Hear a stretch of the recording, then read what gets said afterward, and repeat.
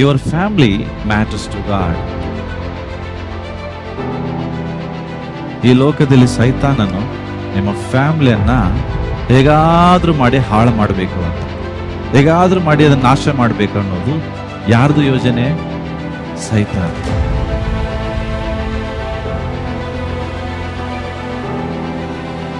ದೇವರ ವಾಕ್ಯದಲ್ಲಿ ನೋಡ್ರಿ, ದೇವರು ನೋಹನು ತನ್ನ ಕುಟುಂಬವನ್ನು ಕಾಪಾಡಿಕೊಳ್ಬೇಕಾದ್ರೆ ಒಂದು ನಾವೇನ ಕಟ್ಟದ, ನೀವೇನು ಕಟ್ತಾ ಇದ್ದೀರಿ? ತನ್ನ ಕುಟುಂಬ ಸುರಕ್ಷಿತವಾಗಿರ್ಬೇಕು, ತನ್ನ ಕುಟುಂಬ ಹಾಳಾಗಬಾರ್ದು ಅಂತೇಳಿ ನಾವೇನ ಕಟ್ಟದ? ಆ ನಾವೇ ತನ್ನ ಕುಟುಂಬಕ್ಕಾಗಿ ಕಟ್ಟಿದಾನೆ. ಹಲೋ, ಈ built ark for his family. ತನ್ನ ಫ್ಯಾಮಿಲಿಗಾಗಿ ಒಂದು ನಾವೇನ ಕಟ್ಟದ? ನಿನ್ನ ಕುಟುಂಬಕ್ಕಾಗಿ ಏನ್ ಕಟ್ತಾ ಇದ್ದೀರಿ?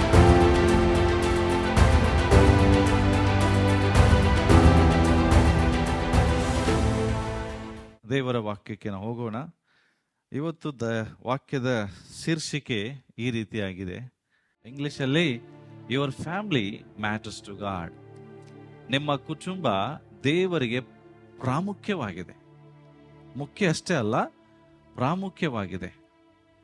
ಯಾಕೆ ಕುಟುಂಬ ದೇವರಿಗೆ ಪ್ರಾಮುಖ್ಯವಾಗಿದೆ ಅಂದ್ರೆ, ದೇವರು ಈ ಜಗತ್ತನ್ನ ಸೃಷ್ಟಿಸಿ ಈ ಇಡೀ ಭೂಲೋಕವನ್ನ ನಡೆಸುವುದಕ್ಕಾಗಿ ದೇವರು ಒಂದು ಯೋಜನೆ ಮಾಡಿದ್ದೇ ಅದು ಕುಟುಂಬ.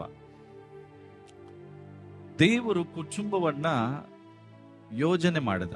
God design the family.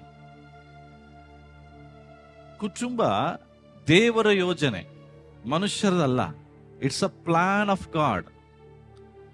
ನೀವು ಇವತ್ತು ಒಂದು ಕುಟುಂಬದಲ್ಲಿ ಇರಬೇಕನ್ನುವುದು ಯಾರೋ ಮನುಷ್ಯರ ಯೋಜನೆ ಅಲ್ಲ, ಇದು ದೇವರ ಸಂಕಲ್ಪ.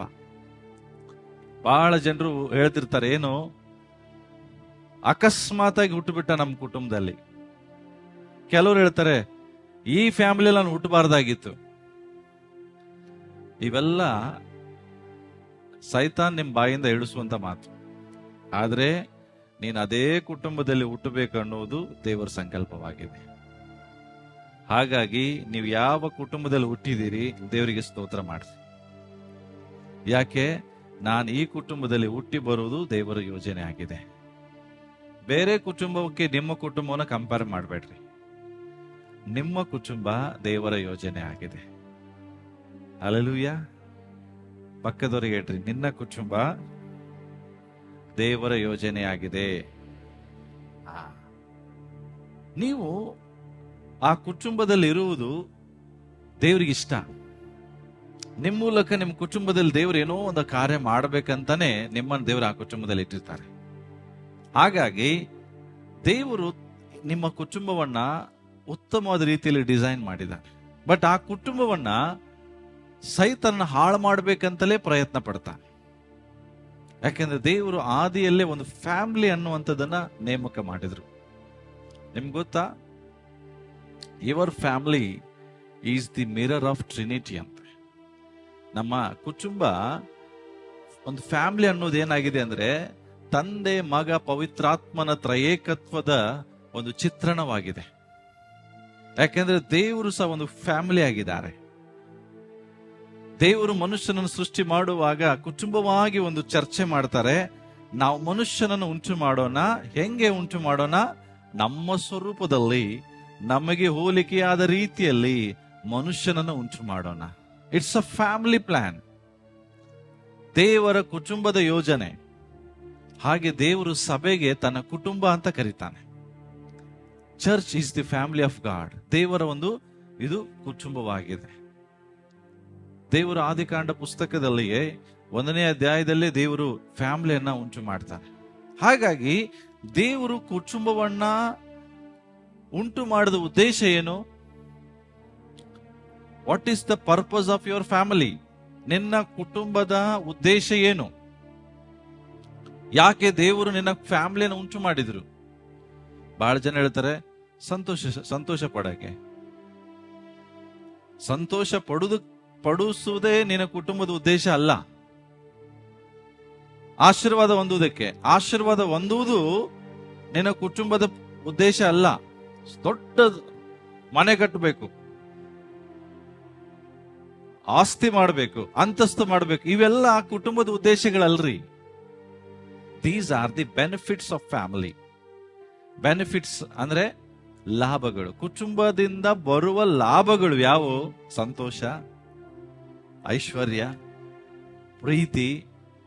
ಓಕೆ, ಇವೆಲ್ಲ ಒಂದು ಕುಟುಂಬವಾಗಿ ಇರುವಾಗ ಈ ಕುಟುಂಬಕ್ಕೆ ದೇವರು ಕೊಡುವಂತ ಕೆಲವು ಆಶೀರ್ವಾದಗಳು. ಬಟ್ ಇದು ಉದ್ದೇಶ ಅಲ್ಲ. ಹಾಗಾದ್ರೆ ಕುಟುಂಬದ ಉದ್ದೇಶ ಏನು? ತಂದೆಯಾದ ದೇವರನ್ನ ಮಹಿಮೆ ಪಡಿಸುವುದು. ನಿನ್ನ ಕುಟುಂಬ ದೇವರಿಗೆ ಇಷ್ಟವಾಗಬೇಕು. ನಿನ್ನ ಕುಟುಂಬದ ಮೂಲಕ ದೇವರಿಗೆ ಮಹಿಮೆ ಆಗಬೇಕು. ಯಾಕೆಂದ್ರೆ ದೇವರು ಕುಟುಂಬಕ್ಕೆ ಬಹಳ ಪ್ರಾಮುಖ್ಯತೆ ಕೊಡ್ತಾರೆ. ತಿಳ್ಕೊಳ್ಬೇಡ್ರಿ, ಫ್ಯಾಮಿಲಿಯಲ್ಲಿ ನೀನು ಇರುವಾಗ ನೀನೊಬ್ಬನೇ ದೇವರಿಗೆ ಇಷ್ಟ, ನಿನ್ನ ಕುಟುಂಬದವರು ಎಲ್ಲರೂ ಬಿಟ್ಟು ನೀನೊಬ್ಬನೇ ಪರಲೋಕ ಸೇರ್ಬೇಕು ಅನ್ನೋದು ಕಾನ್ಸೆಪ್ಟ್ ಇಲ್ಲ.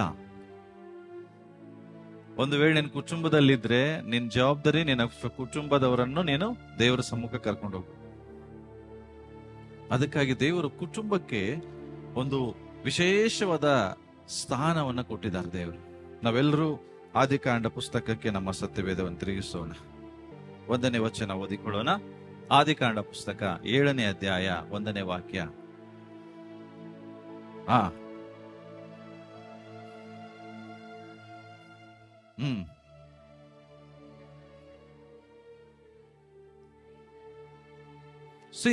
ದೇವರ ವಾಕ್ಯ ಹೇಳ್ತದೆ, ದೇವರು ನೋಹನಿಗೆ ಹೇಳ್ತಾರೆ, ನೀನು ನಿನ್ನ ಮನೆಯವರೆಲ್ಲರೂ ನಾವೆಯಲ್ಲಿ ಸೇರಿರಿ. ಹಲೋ, ದೇವರು ನೋಹನಿಗೆ ನೀನೊಬ್ಬನೇ ಹೋಗಂತ ಹೇಳಿದ್ರ? ಮಾತಾಡ್ರಿ. ನೀನು ನಿನ್ನ ಮನೆಯವರೆಲ್ಲರೂ ನಾವೆಯಲ್ಲಿ ಸೇರಿರಿ. ದೇವರ ಯೋಜನೆ ನೀನೊಬ್ಬನೇ ಅಲ್ಲ, ನಿನ್ನ ಇಡೀ ಪರಿವಾರದವರು ನಾವೇ ಒಳಗಡೆ ಬರಬೇಕು. ನಿನ್ನ ಇಡೀ ಪರಿವಾರದವರು ಆಶೀರ್ವಾದ ಹೊಂದಬೇಕು. ನಿನ್ನ ಇಡೀ ಕುಟುಂಬದವರು ಪರಲೋಕಕ್ಕೆ ಬರಬೇಕು. ಇದು ದೇವರ ಯೋಜನೆ. ಪ್ರಿಯರೇ, ತಿಳ್ಕೊಡ್ರಿ, ಈ ಭೂಲೋಕದಲ್ಲಿ ದೇವರು ತನ್ನ ಯೋಜನೆಯನ್ನ ನೆರವೇರಿಸುವುದಕ್ಕಾಗಿ ಒಂದು ಕುಟುಂಬವನ್ನ ಇಟ್ಟರು. ಫ್ಯಾಮಿಲಿ, ತಿಳ್ಕೊಡ್ರಿ, ಸಭೆಗಿಂತಲೂ ಮುಂಚೆ ದೇವರು ಸೃಷ್ಟಿ ಮಾಡಿದ್ದು ಕುಟುಂಬವನ್ನ.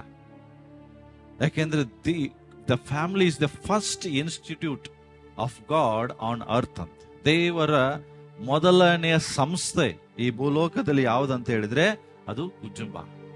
ಅದಕ್ಕೋಸ್ಕರ ಸೇವೆ ಮಾಡುವಂತ ಪಾಸ್ಟರ್ಗೆ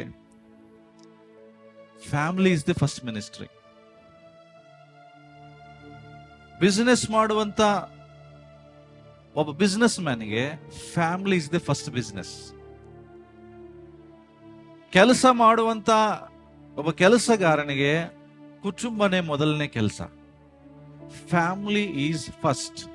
ಕುಟುಂಬ ಮೊದಲು, ಆಮೇಲೆ ಕೆಲಸ, ಆಮೇಲೆ ಸೇವೆ. ದೇವರು ಮೊದಲು ಕುಟುಂಬಕ್ಕೆ ಪ್ರಾಧಾನ್ಯತೆ ಕೊಡ್ತಾರೆ. ಮೊದಲ ಸೇವೆ ಕುಟುಂಬ ಮಾಡು, ಆಮೇಲೆ ನೀ ನನ್ನ ಸೇವೆ ಮಾಡು. ಬಹಳಷ್ಟು ಜನರಿಗೆ ಏನಾಗ್ತದೆ ಅಂದ್ರೆ, ಈ ಲೋಕದಲ್ಲಿ ಜನರಿಗೆ ಇವತ್ತು ಏನಿಲ್ಲ ಅಂದ್ರೆ ಸಮಯ ಇಲ್ಲ. ಯಾವ ವಿಷಯಕ್ಕೂ ಸಮಯ ಇಲ್ಲ. ಅದರಲ್ಲಿ ವಿಶೇಷವಾಗಿ ಫ್ಯಾಮಿಲಿ ವಿಷಯದಲ್ಲಿ ಏನಾಗ್ತಾ ಇದ್ದಾರೆ ಅಂದ್ರೆ, ಬಹಳಷ್ಟು ನೆಗ್ಲೆಕ್ಟ್ ಮಾಡಿ ದೇವರ ಯೋಜನೆಯನ್ನು ಹಾಳು ಮಾಡ್ತಿದ್ದಾರೆ. ದೇವರು ಈ ಲೋಕದಲ್ಲಿ ಕುಟುಂಬವನ್ನ ದೇವರು ಉಂಟು ಮಾಡಿದ್ದು ಯಾಕೆಂದ್ರೆ ಕುಟುಂಬದ ಮೂಲಕ ತನ್ನ ಯೋಜನೆಯನ್ನು ದೇವರು ಮಾಡಬೇಕೆಂಬುದಾಗಿ.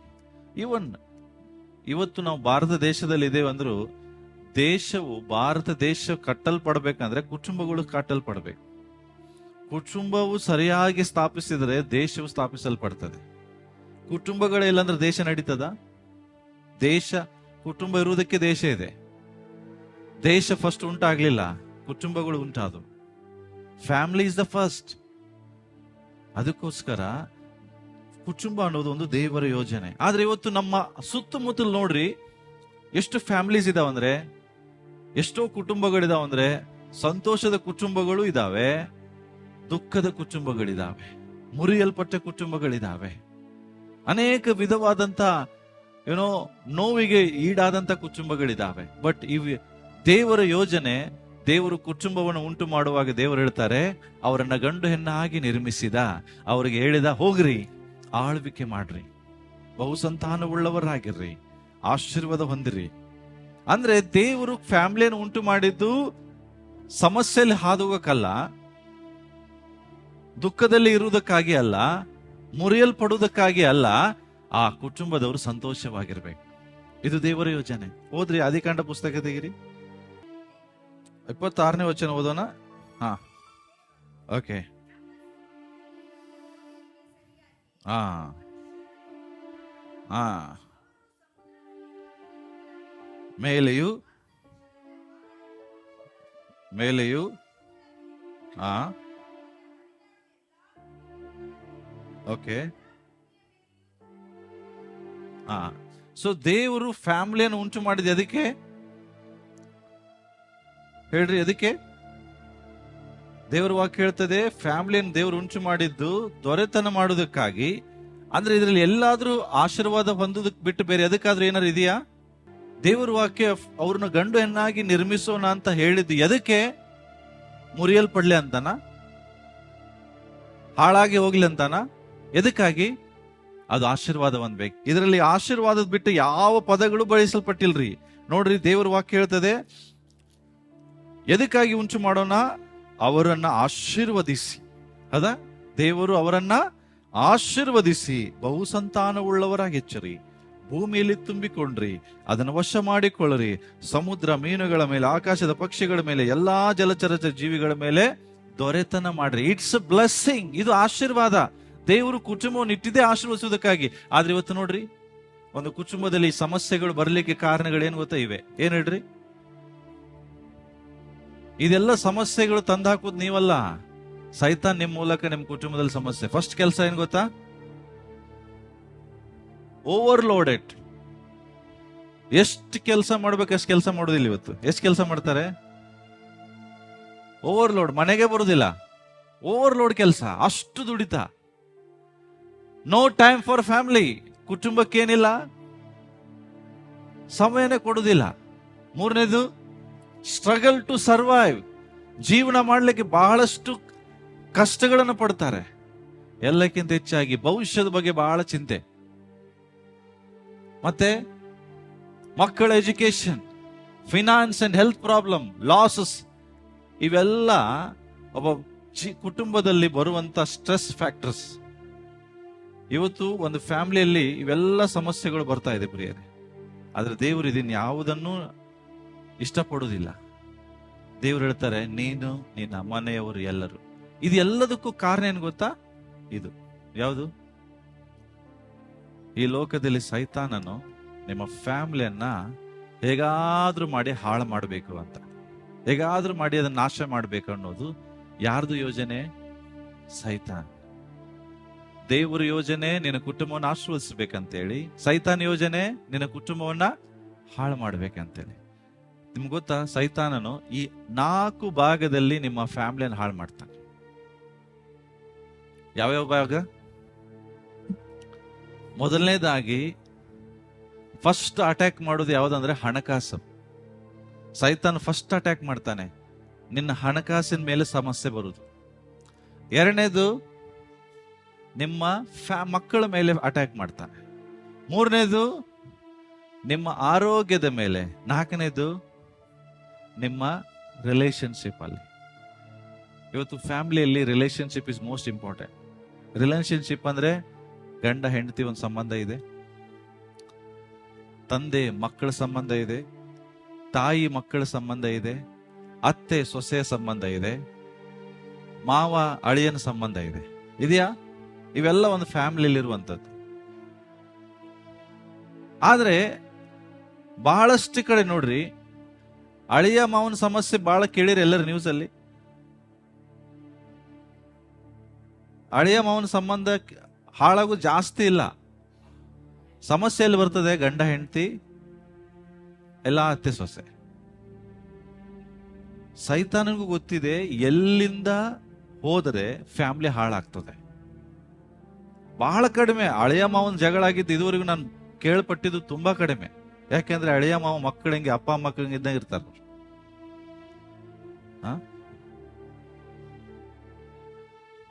ಅಲ್ಲಲ್ಲ, ಫ್ಯಾಕ್ಟ್ ಆಗಿ ನೋಡ್ರಿ, ಹಳೆಯ ಮಾವ ಇಬ್ರು ಹೆಂಗಿರ್ತಾರೆ, ತಂದೆ ಮಗನ ತರನೇ ಇರ್ತಾರೆ, ಸಮಸ್ಯೆನೇ ಇರುವುದಿಲ್ಲ ಅಲ್ಲಿ. ಆ ಸಮಸ್ಯೆ ಬರುವುದು ಗಂಡ ಹೆಂಡತಿ ಇಲ್ಲ ಅತ್ತೆ ಸೊಸೆ. ಪ್ರಾಬ್ಲಮ್ ನೀವಲ್ಲ ರೀ. ದಯಮಾಡಿ ಇಲ್ಲಿರುವಂತವ್ರು ನನ್ನ ಅತ್ತೆ ಸಮಸ್ಯೆ ಅಂತ ಹೇಳ್ಬೇಡ್ರಿ, ಇಲ್ಲಿರುವಂತವ್ರು ನನ್ನ ಗಂಡ ಸಮಸ್ಯೆ ಅಂತ ಹೇಳ್ಬೇಡ್ರಿ, ನನ್ನ ಹೆಂಡತಿ ಸಮಸ್ಯೆ ಅಂತ ಹೇಳ್ಬೇಡ್ರಿ. ಅವರನ್ನು ಉಪಯೋಗಿಸ್ತಾ ಇರೋನ್ ಸೈತಾನ. ನಿಮ್ಮ ಅತ್ತೆ ಒಳ್ಳೆಯವರು, ನಿಮ್ಮ ಸೊಸೆ ತುಂಬಾ ಒಳ್ಳೆಯವರು, ನಿಮ್ಮ ಗಂಡ ಒಳ್ಳೆಯವನು, ನಿನ್ನ ಹೆಂಡತಿನೂ ಒಳ್ಳೆಯವಳೆ. ಆದ್ರೆ ಅವರ ಮಧ್ಯದಲ್ಲಿ ಸಮಸ್ಯೆನ ತಂದು ಹಾಕ್ತಾ ಇರೋನು ಯಾರು ಅಂತ ಹೇಳಿದ್ರೆ ಸೈತಾನ. ಇದಕ್ಕೆ ಅವಕಾಶ ನೀವು ಕೊಡ್ಬೇಡ್ರಿ. ದೇವರ ದೇವರ ಬೈಬಲ್ ಅಲ್ಲಿ ಒಂದು ಒಳ್ಳೆ ಫ್ಯಾಮಿಲಿ ಇತ್ರಿ. ಇಷ್ಟು ಚೆನ್ನಾಗಿತ್ತು ಫ್ಯಾಮಿಲಿ ಅಂದ್ರೆ, ಗಂಡ ಹೆಂಡತಿ ಮಕ್ಕಳು ಸಂಸಾರ ಇಷ್ಟು ಚೆನ್ನಾಗಿತ್ತು ಅಂದ್ರೆ ಎವ್ರಿ ಡೇ ಸಂತೋಷ ಪಡ್ತಾ ಇದ್ರು, ಎವ್ರಿ ಡೇ ಖುಷಿ ಪಡ್ತಾ ಇದ್ರು, ಎವ್ರಿ ಡೇ ದಿನವೂ ಮನೆಯಲ್ಲಿ ಔತಣಗಳು, ಕೂಟಗಳು, ಪ್ರಾರ್ಥನೆಗಳು, ಇಷ್ಟು ಚೆನ್ನಾಗಿರುವಂತ ಒಂದು ಫ್ಯಾಮಿಲಿಯಲ್ಲಿ ಒಂದು ದಿವಸ ಸೈತಾನ್ ಅಟ್ಯಾಕ್ ಮಾಡ್ತಾನೆ. ಇಷ್ಟು ಚೆನ್ನಾಗಿರೋ ಫ್ಯಾಮಿಲಿ ನೋಡಿ ಸಹಿಸಕ್ಕಾಗಲ್ಲ. ತಿಳ್ಕೊಡ್ರಿ, ಯಾವ ಕುಟುಂಬ ಬಹಳ ಸಂತೋಷವಾಗಿರ್ತದೋ ಸೈತಾನಿಗೆ ಇಷ್ಟ ಆಗುದಿಲ್ಲ. ನಿಮ್ಮ ಫ್ಯಾಮಿಲಿ ಬಹಳ ಚೆನ್ನಾಗಿದೆ ಎಲ್ಲಾ ವಿಷಯದಲ್ಲಿ ಅಂದ್ರೆ ಸೈತಾನಿಗೆ ಇಷ್ಟ ಆಗುದಿಲ್ಲ. ಫಸ್ಟ್ ಜಗಳ ತಂದು ಹಾಕ್ಬೇಕು, ಏನಾರ ಮಾಡ್ಬೇಕಂತ ಹೇಳ್ತಾನೆ. ಈ 4ರಲ್ಲಿ ಯಾವ್ದಾದ್ರೂ ಒಂದು ತಗೊಂಬರ್ತಾನೆ. 4 ತಗೊಂಬರಲ್ಲ. 4 ತಗೊಂಬಂದ್ರೆ ಆ ಕುಟುಂಬ ನರಕನೇ. 4ರ ಯಾವ್ದಾದ್ರೂ ಒಂದು ಬಂದೇ ಬರ್ತದೆ. ತಿನ್ಲಿಕ್ಕೆ ಉಣ್ಲಿಕ್ಕೆ ಏನು ಕಡಿಮೆ ಇರುದಿಲ್ಲ ಒಂದೊಂದು ಫ್ಯಾಮಿಲಿಯಲ್ಲಿ. ಜಗಳಗಳು ಭಯಂಕರ ಇರ್ತವೆ, ಹೌದಾ? ತಿನ್ಲಿಕ್ಕೆ ಉಣ್ಲಿಕ್ಕೆ ಏನು ಸಮಸ್ಯೆ ಇಲ್ರಿ, ಎಲ್ಲ ಇದೆ. ಆದ್ರೆ ಸಂಬಂಧದಲ್ಲಿ ಸಮಸ್ಯೆ ಇದೆ, ಜಗಳ, ಮನಸ್ತಾಪ, ಬೇಸರ. ಸೈತಾನು ಈ ತರ ಅಟ್ಯಾಕ್ ಮಾಡ್ತಾನೆ. ಇನ್ ಕೆಲವ್ರು ಸಂಬಂಧ ಬಹಳ ಚೆನ್ನಾಗಿರ್ತದೆ, ತಿನ್ನಾಕಿಲ್ಲ ಉಣ್ಣಾಕಿಲ್ಲ, ಕಷ್ಟ, ಸಾಲಗಳ ಮೇಲೆ ಸಾಲ, ವೇದನೆವೆ, EMI ತುಂಬಬೇಕು, ಮನೆ ಬಾಡಿ ಕಟ್ಟಬೇಕು, ಸಾಲಗಾರ ಬರ್ತಿರ್ತಾರೆ.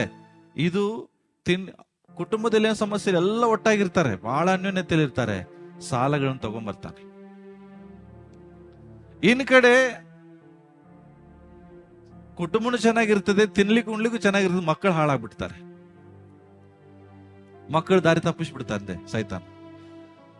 ಅಪ್ಪ ಅಮ್ಮ ಒಳ್ಳೆ ಅನ್ಯೋನ್ಯತೆಯಲ್ಲಿ ಇರ್ತಾರೆ, ಮಕ್ಕಳಿಗಾಗಿ ಒಳ್ಳೆ ಆಸ್ತಿ ಮಾಡ್ತಾರೆ, ಆದ್ರೆ ಮಕ್ಕಳೇ ಹಾಳಾಗ್ಬಿಡ್ತಾರೆ. ಚಟಗಳಿಗೆ ಒಳಗಾಗ್ತಾರೆ, ದುಶ್ಚಟಕ್ಕೆ ಒಳಗಾಗ್ತಾರೆ, ಡ್ರಗ್ಸ್ಗಳು ತಗೊಳಕ್ ಸ್ಟಾರ್ಟ್ ಮಾಡ್ತಾರೆ, ದುಷ್ಟರ ಸಹವಾಸ ಮಾಡ್ಲಿಕ್ಕೆ ಪ್ರಾರಂಭಿಸ್ತಾರೆ, ದೇವರಿಂದ ದೂರ ಹೋಗ್ತಾರೆ, ಅಪರಾಧಗಳನ್ನು ಮಾಡ್ತಾರೆ, ಜೈಲಿಗೆ ಸೇರ್ತಾರೆ. ತಂದೆ ತಾಯಿಗಳಿಗೆ ಸಂತೋಷ ಎಲ್ಲ ಹೋಯ್ತು, ಮಕ್ಕಳನ್ನ ಅಟ್ಯಾಕ್ ಮಾಡ್ತಾರೆ. ಇಲ್ಲ, ಎಲ್ಲ ಚೆನ್ನಾಗಿರ್ತದೆ, ಆರೋಗ್ಯ ಹಿಡಿದು ಬಿಡ್ತದೆ.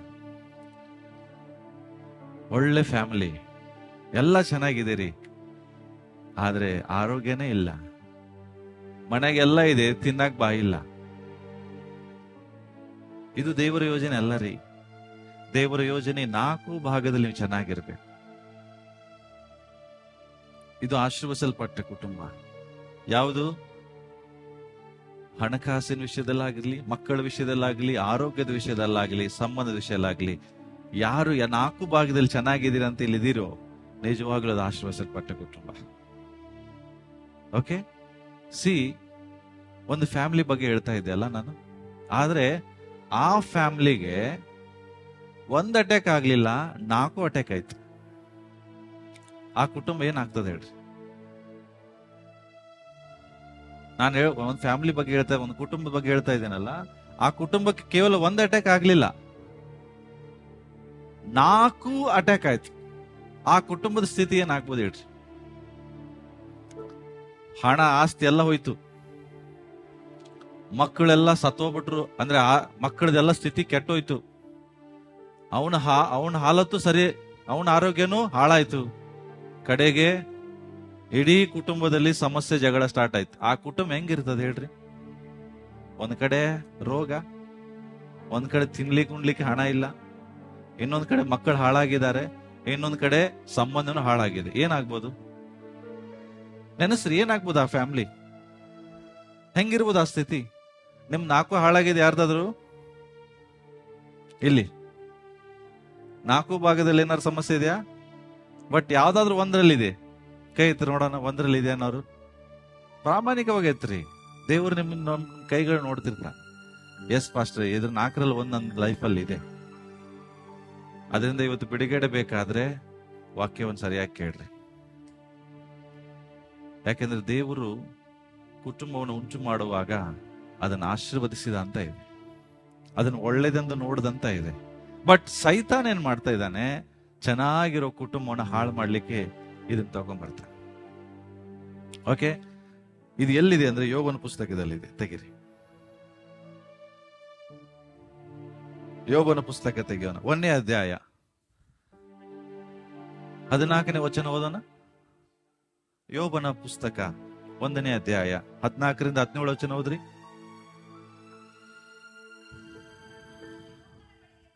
ಓಕೆ, ಅದಕ್ಕಿಂತ ಮುಂಚಿತವಾಗಿ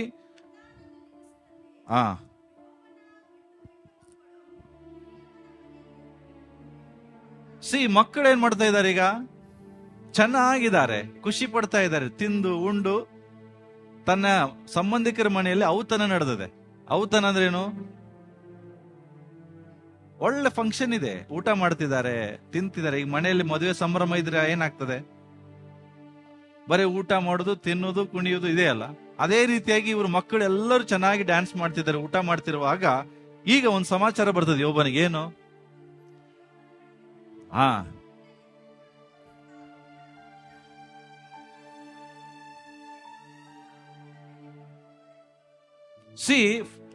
ಫಿನಾನ್ಸ್ ಮೊದಲನೇದಾಗಿ ಅವನಿಗೆ ಅಟ್ಯಾಕ್ ಆಗಿದ್ದು ಅವನ ವ್ಯಾಪಾರ, ಅವನ ಆದಾಯ ಬರೋದು ಎದ್ರಿಂದ. ಅವಾಗ ಈ ಫ್ಯಾಕ್ಟ್ರಿ ಕಂಪನಿ ಇರ್ಲಿಲ್ರಿ, ನಿಮ್ಮಂಗೆ ಬಿಸ್ನೆಸ್ ಇರ್ಲಿಲ್ಲ ಅವಾಗ ಏನಿದ್ರು ಹೊಲದಿಂದನೇ ಆದಾಯ. ಗೊತ್ತಾ ನಿಮಗೆ? ಹೊಲದಿಂದ ಆದಾಯ, ಹೈನುಗಾರಿಕೆಯಿಂದ ಆದಾಯ, ಓಕೆ, ಉಣ್ಣೆಯಿಂದ ಆದಾಯ ಇತ್ತು. ಈಗ ಹೊಲದಲ್ಲಿ ಕೆಲಸ ಮಾಡುವ ಯಾವ್ರಿ? ಎತ್ತುಗಳು. ಏನಿದೆ ಅಲ್ಲಿ? ಓದ್ಮ 14ನೇದು.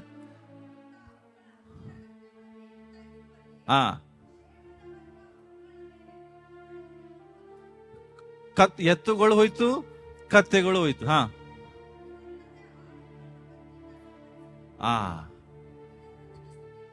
ಸಾಕ್ ತಿಳ್ಕೊಡ್ರಿ, ಅವನಿಗಿರುವ ಆದಾಯನೇ ಎತ್ತು, ಕತ್ತೆ, ಆಳುಗಳು.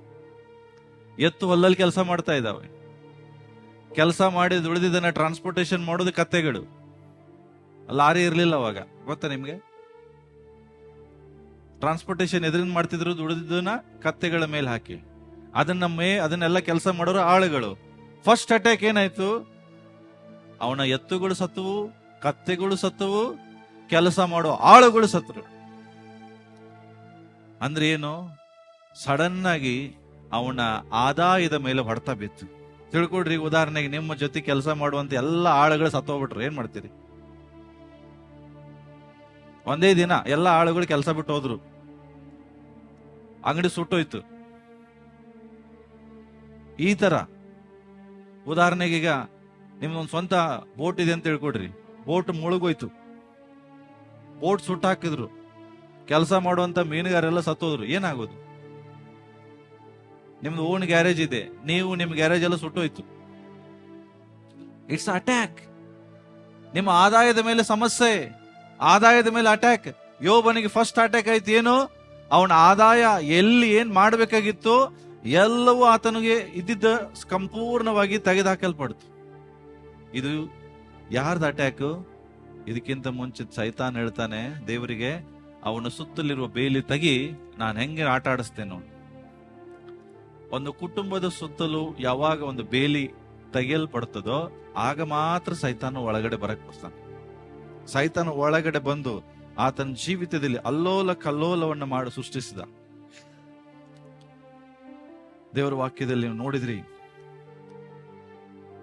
ಎಲ್ಲರೂ ಹೋದ್ರು, ನಾನೊಬ್ಬನೇ ಉಳಿದಿದ್ದೇನೆ, ನಾನೊಬ್ಬನೇ ತಪ್ಪಿಸಿಕೊಂಡು ಬಂದಿದೆ. ನೋಡ್ರಿ, ಮತ್ತೆ ಅಷ್ಟರಲ್ಲಿ ನೆಕ್ಸ್ಟ್ ಓದೋಣ, ಮತ್ತೊಬ್ಬನು ಬರ್ತಾನೆ.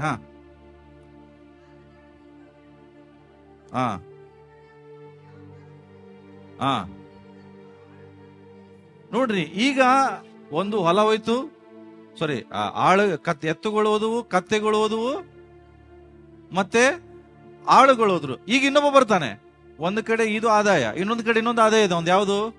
ಕುರಿಯಿಂದ ಉಣ್ಣೆ ಬರ್ತದೆ, ಮಾಂಸ ಸಿಗ್ತದೆ, ಹಾಲು ಸಿಗ್ತದೆ. ಈಗ ಏನ್ ಹೇಳ್ತಾ ಇದ್ದಾನೆ ಇನ್ನೊಬ್ಬ ಬಂದು, ಮತ್ತೊಬ್ಬರು ಬಂದು ಬೆಂಕಿ ಆಕಾಶದಿಂದ ಬಿದ್ದು ಕುರಿಗಳು ಸತ್ತು, ಕುರಿಗಳನ್ನ ಮೇಯಿಸುವ ಆಳುಗಳು ಸತ್ತವು. ನೋಡ್ರಿ, ನಾನೊಬ್ಬನೇ ಉಳಿದಿದ್ದೇನೆ. ತಿಳ್ಕೊಡ್ರಿ, ಒಂದ್ ಕಡೆ ಬಂದು ಇನ್ನೊಂದ್ ಕಡೆ ಇರ್ತದಂದ್ರೆ ಅದು ಹೋಯ್ತು. ಇದೆಲ್ಲ ಇನ್ನೊಂದಿದೆ ಒಂದು ಮತ್ತೆ ಆದಾಯ. ನೆಕ್ಸ್ಟ್ 17ನೇ ವಚನ. ಹಾ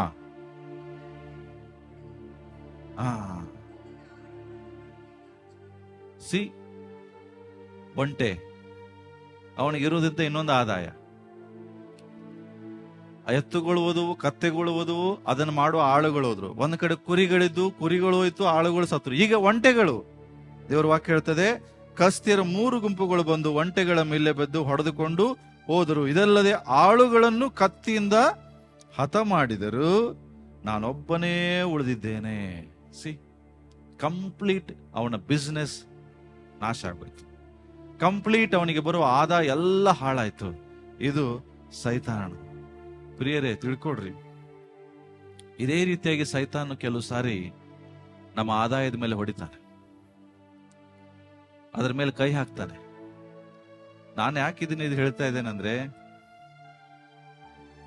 ನಾವು ಯಾವ ಕೆಲಸವನ್ನು ಮಾಡ್ತಾ ಇದೀವಿ ಅದು ನಮ್ಗೆ ಪರ್ಮನೆಂಟ್ ಅಲ್ಲ. ಅದನ್ನ ನಂಬ್ಕೊಂಡು ಜೀವಿಸ್ಬೇಡ್ರಿ. ಅದನ್ನ ನಂಬ್ಕೊಂಡು ಜೀವಿಸುವಾಗ ದೇವರು 2020ನೇ ವಿಷಯದ ಒಂದು ಜಲ ಕೊಟ್ರಿ. ಏನ್ ಹೇಳ್ರಿ? ಕೋವಿಡ್. ಹೌದಾ?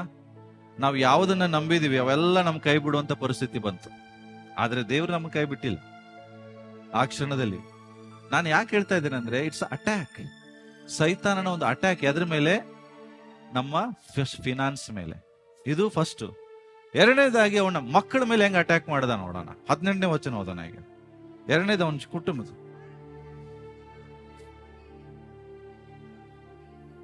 ಹ್ಮ್ ಹ್ಮ್ ಹ್ಮ್ ಹ್ಮ್ ಹ್ಮ್ ನಿನ್ನ ಕುಮಾರ ಕುಮಾರ್ತೆಯರು, ಅವನಿಗಿರುವಂತ ಎಲ್ಲಾ ಮಕ್ಕಳು ಒಂದೇ ದಿನ ಸತ್ತೋದ್ರಿ. ಹಲೋ, ಯಾರ್ದು? ಯೋಬಿಗೆ 10 ಜನ ಮಕ್ಕಳ್ರಿ. 7 ಜನ ಗಂಡು ಮಕ್ಕಳು, 3 ಜನ ಹೆಣ್ಮಕ್ಳು. 10 ಜನ ಮಕ್ಕಳು ಒಂದೇ ದಿನ ಸತ್ತೋತಾರೆ. ಅವನ ಜೀವಿತದಲ್ಲಿ ಇಮ್ಯಾಜಿನ್ ಮಾಡ್ರಿ, ಎಂತ ಒಂದು ದಿಗ್ಭ್ರಮೆ ಆಗಿರ್ಬೋದು ಅವನು ಎಷ್ಟು ಶಾಕ್ ಆಗಿರ್ಬೋದು ಅವನು. ಒಂದೇ ದಿನ 10 ಜನ ಮಕ್ಕಳು. ನಿಮಗಿರುವಂತ 2-3 ಜನ ಮಕ್ಕಳಲ್ಲಿ ಒಬ್ರಿಗೇನಾದ್ರೂ ಹುಷಾರಿಲ್ಲ, ಹಾಸ್ಪಿಟಲ್ ಅಡ್ಮಿಟ್ ಆದ್ರೆ ನಿಮ್ಗೆ ಸಹಿಸ್ಕೊಳಕ್ ಆಗಲ್ಲ. ಆಗ್ತದಾ? ಆದ್ರೆ ಯೋಬನಿಗೆ ಒಂದೇ ದಿನ 10 ಜನ ಮಕ್ಕಳು ಸತ್ತರಿ. ಇಮ್ಯಾಜಿನ್ ಎಂತ ಪರಿಸ್ಥಿತಿ ಅವನಿಗೆ ಹಾದೋಗಿರ್ಬೋದು. ಒಂದನೇದು ಫೈನಾನ್ಸ್ ಹಾಳಾದ್ರೆ, ಎರಡನೇದು ಅವನು ಮಕ್ಕಳ ಮೇಲೆ ಅಟ್ಯಾಕ್ ಮಾಡ್ತಾನೆ. ನಾನು ಹೇಳ್ತಾ ಇರೋದು, ಇವತ್ತು ನಿಮ್ ಮಕ್ಕಳು ಸಾಯ್ತಾರೆ ಅಂತ ಹೇಳ್ತಿಲ್ಲ, ಬಟ್ ಮಕ್ಕಳ ಮೇಲೆ ಹೆಂಗ್ ಅಟ್ಯಾಕ್ ಆಗ್ಬೋದು? ನಿಮ್ ಮಕ್ಕಳು ದುಸ್ಸವಾಸ ಮಾಡಬಹುದು. ಎರಡನೇದು, ನಿಮ್ ಮಕ್ಕಳು ಬ್ಯಾಡ್ ಹ್ಯಾಬಿಟ್ಸ್ ಗಳು ಮಾಡಬಹುದು. ಇಲ್ಲ ಅಂದ್ರೆ ನಿಮ್ ಮಕ್ಕಳ ಎಜುಕೇಶನ್ ಮೇಲೆ ಅಟ್ಯಾಕ್ ಆಗ್ಬೋದು. ಇಲ್ಲ ಅಂದ್ರೆ ನಿಮ್ ಮಕ್ಕಳ ಮದುವೆ ಜೀವಿತದಲ್ಲಿ ಅಟ್ಯಾಕ್ ಆಗ್ಬೋದು. ಮಕ್ಕಳನ್ನ ಹೆಂಗಾದ್ರೂ ಮಾಡಿ ಅವನ ಅಟ್ಯಾಕ್ ಮಾಡ್ಲಿಕ್ಕೆ ನೋಡ್ತಾನೆ. ಪ್ರಿಯರೇ, ಇದು ಮಕ್ಕಳ ಮೇಲೆ ಬೀಳುವಂಥದ್ದು. ನಾನು ಯಾಕೆ ಹೇಳ್ತಾ ಇದ್ದೇನೆ ಅಂದ್ರೆ, ಫ್ಯಾಮಿಲಿ ಎಷ್ಟು ಇಂಪಾರ್ಟೆಂಟ್ ಆಗಿದೆ, ಬಟ್ ಸೈತಾನ್ ಅದನ್ನ ಹೆಂಗೆ ಹಾಳು ಮಾಡ್ಲಿಕ್ಕೆ ಬರ್ತಾ ಇದ್ದಾನೆ. ಟೈಮ್ ಇಲ್ಲ ನನಗೆ. ಮೂರನೇದವನು ಹೆಂಗೆ, ನೆಕ್ಸ್ಟ್ 2ನೇ ಅಧ್ಯಾಯಕ್ಕೆ ಬರ್ರಿ, 7ನೇ ವಚನ ಓದ್ರಿ. ನೆಕ್ಸ್ಟ್ ಆರೋಗ್ಯದ ಮೇಲೆ ಹೊಡೆತ. ಯಾರಿಗೆ? ಯೋಬನ್ ಮೇಲೆ. ನೆಕ್ಸ್ಟ್ ಹ್ಮ್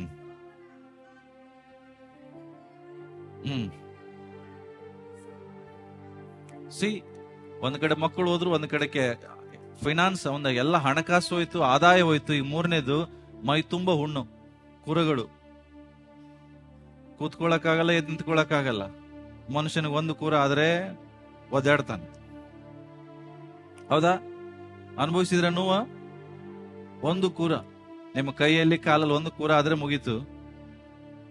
ಲಬ ಹೋಗೋತಾರೆ. ಅವನು ಏನಿದೆ, ಪಾದದಿಂದ ಹಿಡಿದು ನಡು ನಿತ್ತಿವರೆಗೂ ಪೂರ ಇಡೀ ಶರೀರದಲ್ಲೆಲ್ಲ ಹುಣ್ಣುಗಳು. ಹೆಂಗ ಆಗ್ಬೋದು ಅವನ ಸ್ಥಿತಿ? ಪ್ರಿಯರೇ, ಬೂದಿಯಲ್ಲಿ ಮಲಗಿದಾನ ಅವನು. ನೋವು ತಾಡ್ಲಿಕ್ಕೆ ಆಗದೆ ಬಟ್ಟೆ ಎಲ್ಲ ಬಿಚ್ಕೊಂಡು, ಅಷ್ಟು ಸಮಸ್ಯೆ. ಯಾರ ಜೀವಿತದಲ್ಲಿ? ಯೋಬನ್ ಲೈಫಲ್ಲಿ. ಸಡನ್ ಆದ ರೋಗಗಳು. ಇವತ್ತು ಬಹಳ ಚೆನ್ನಾಗಿ ನಾವು ಇದೀವಲ್ಲ ಆರೋಗ್ಯದಲ್ಲಿ. ನಿಮ್ಗೆ ಗೊತ್ತಲ್ಲ, ಅನಾರೋಗ್ಯ ಒಂದ್ ಸ್ವಲ್ಪ ಆದ್ರೆ ಮನೇಲಿ ಯಾರು ಒಬ್ಬರಿಗೆ ಆರಾಮಿಲ್ಲ ಅಂದ್ರೂ ಎಷ್ಟೋ ಸಮಸ್ಯೆ. ಆದ್ರೆ ದೇವರು ಆರೋಗ್ಯ ಕೊಟ್ಟಿದ್ದಾನೆ ನಮಗೆ. ಆದ್ರೆ ಸೈತಾನ ಏನ್ ಮಾಡ್ತಾನೆ, ಕೆಲವು ಸಾರಿ ಆರೋಗ್ಯವನ್ನು ಹಿಡ್ಲಿಕ್ಕೆ ನಮ್ಗೆ ಬರ್ತಾನೆ. ಓಕೆ, ನನಗೆ ಸಮಯ ಇಲ್ಲ, ನೆಕ್ಸ್ಟ್ ಹೋಗ್ತೇನೆ. 4ನೇದು ಎದರಲ್ಲಿ ಅಟ್ಯಾಕ್ ಮಾಡ್ತಾನೆ? 9ನೇ ವಚನ ಹೋದ್ರಿ.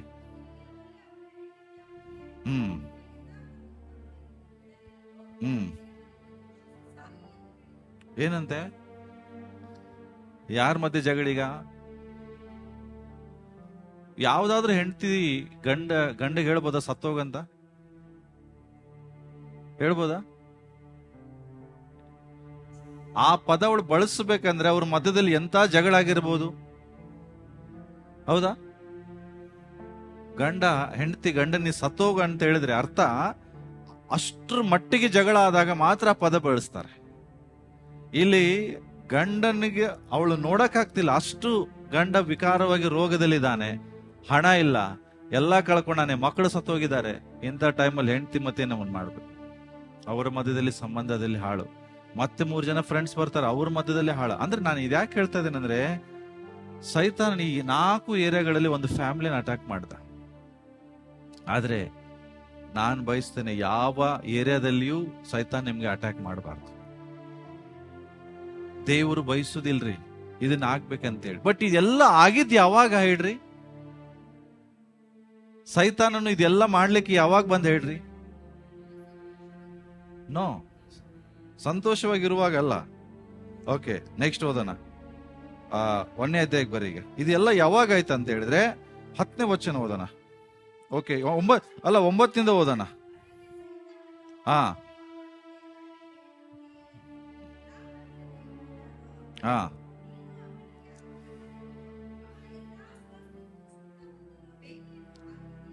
ಹಾ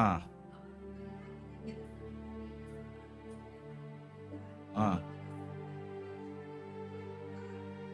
ಏನ್ ಹೇಳ್ತಾ ಇದ್ದಾನೆ? ಅವನು ಯಾಕಿಷ್ಟು ಸುಖವಾಗಿದ್ದಾನೆ ಗೊತ್ತಾ?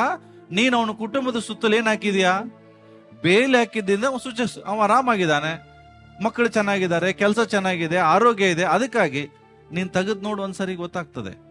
ಹಲೋ, ಹಾಗಾದ್ರೆ ಈಗ ಹೇಳ್ರಿ, ನಮ್ಮ ಫ್ಯಾಮಿಲಿ 4 ಏರಿಯಾದಲ್ಲಿ ಸುರಕ್ಷಿತವಾಗಿ ಯಾವಾಗಿರ್ತದೆ? ಜೋರಾಗಿ ಹೇಳ್ರಿ, ಯಾವಾಗಿರ್ತದೆ? ದೇವರ ಬೇಲಿ ನಮ್ಮ ಕುಟುಂಬದಲ್ಲೂ ಸುತ್ತಲೂ ಇದ್ರೆ ನಮ್ಮ ಫ್ಯಾಮಿಲಿ ಸುರಕ್ಷಿತವಾಗಿರ್ತದೆ. ಹಾಗಾದ್ರೆ ಬೇಲಿ ತೆಗೆಯುವ ಕೆಲಸ ಮಾಡಬೇಡ್ರಿ. ನಿಮ್ಮ ಕುಟುಂಬದ ಸುತ್ತಲೂ ಇರುವ ಬೇಲಿಯನ್ನ ನೀವೇ ಕೈಯಾರ ತೆಗಿಬೇಡ್ರಿ.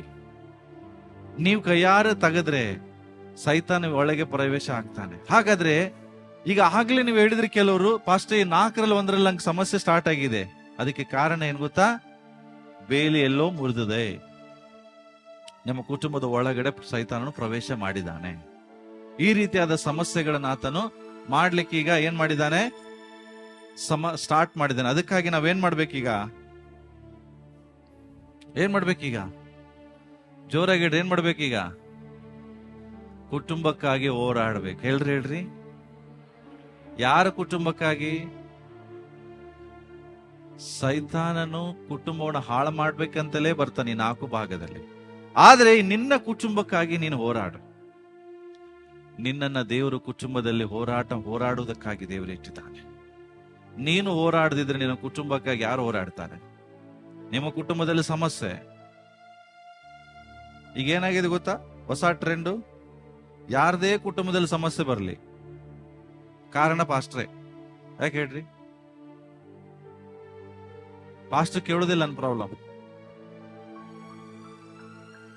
ಪಾಸ್ಟರ್ ನಂಗಾಗಿ ಪ್ರೇಯರ್ ಮಾಡೋದಿಲ್ಲ. ಸಮಸ್ಯೆ ಉಂಟು ಮಾಡಿದ ಯಾರು? ನಾನಾ? ಸೈತಾನ ನಿಮ್ಮ ಲೈಫ್ ಅಲ್ಲಿ ಪ್ರಾಬ್ಲಮ್ ತಗೊಂಬಂದ. ಅದಕ್ಕೆ ಕಾರಣ ಯಾರನ್ನು ಕೂಡಿಸ್ತೇವೆ ನಾವು? ಪಾಸ್ಟರ್ನ ಕೂಡಿಸ್ತೇವೆ.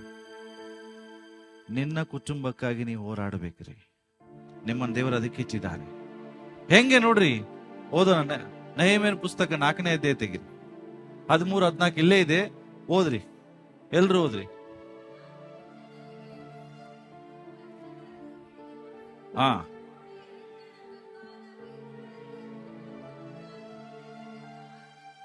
ಹಾ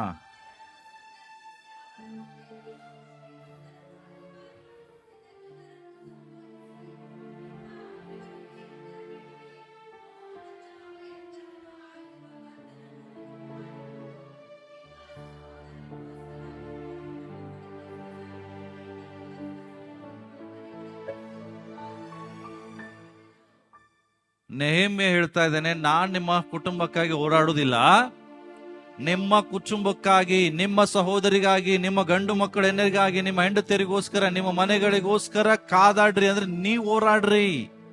ಫೈಟ್ ಫಾರ್ ಯುವರ್ ಫ್ಯಾಮಿಲಿ. ಅಲ್ಲಿ ಕಣ್ಣಿಗೆ ಕಾಣುವ ಶತ್ರುಗಳು ಬಂದ್ರು, ಅದನ್ನ ಹಿಡ್ಕೊಂಡು ನಿಂತ್ರು. ಈಗ ನಿಮ್ಮ ಶತ್ರು ಕಣ್ಣಿಗೆ ಕಾಣ್ತಿಲ್ಲ. ನಿಮ್ಮ ಶತ್ರು ಯಾರು?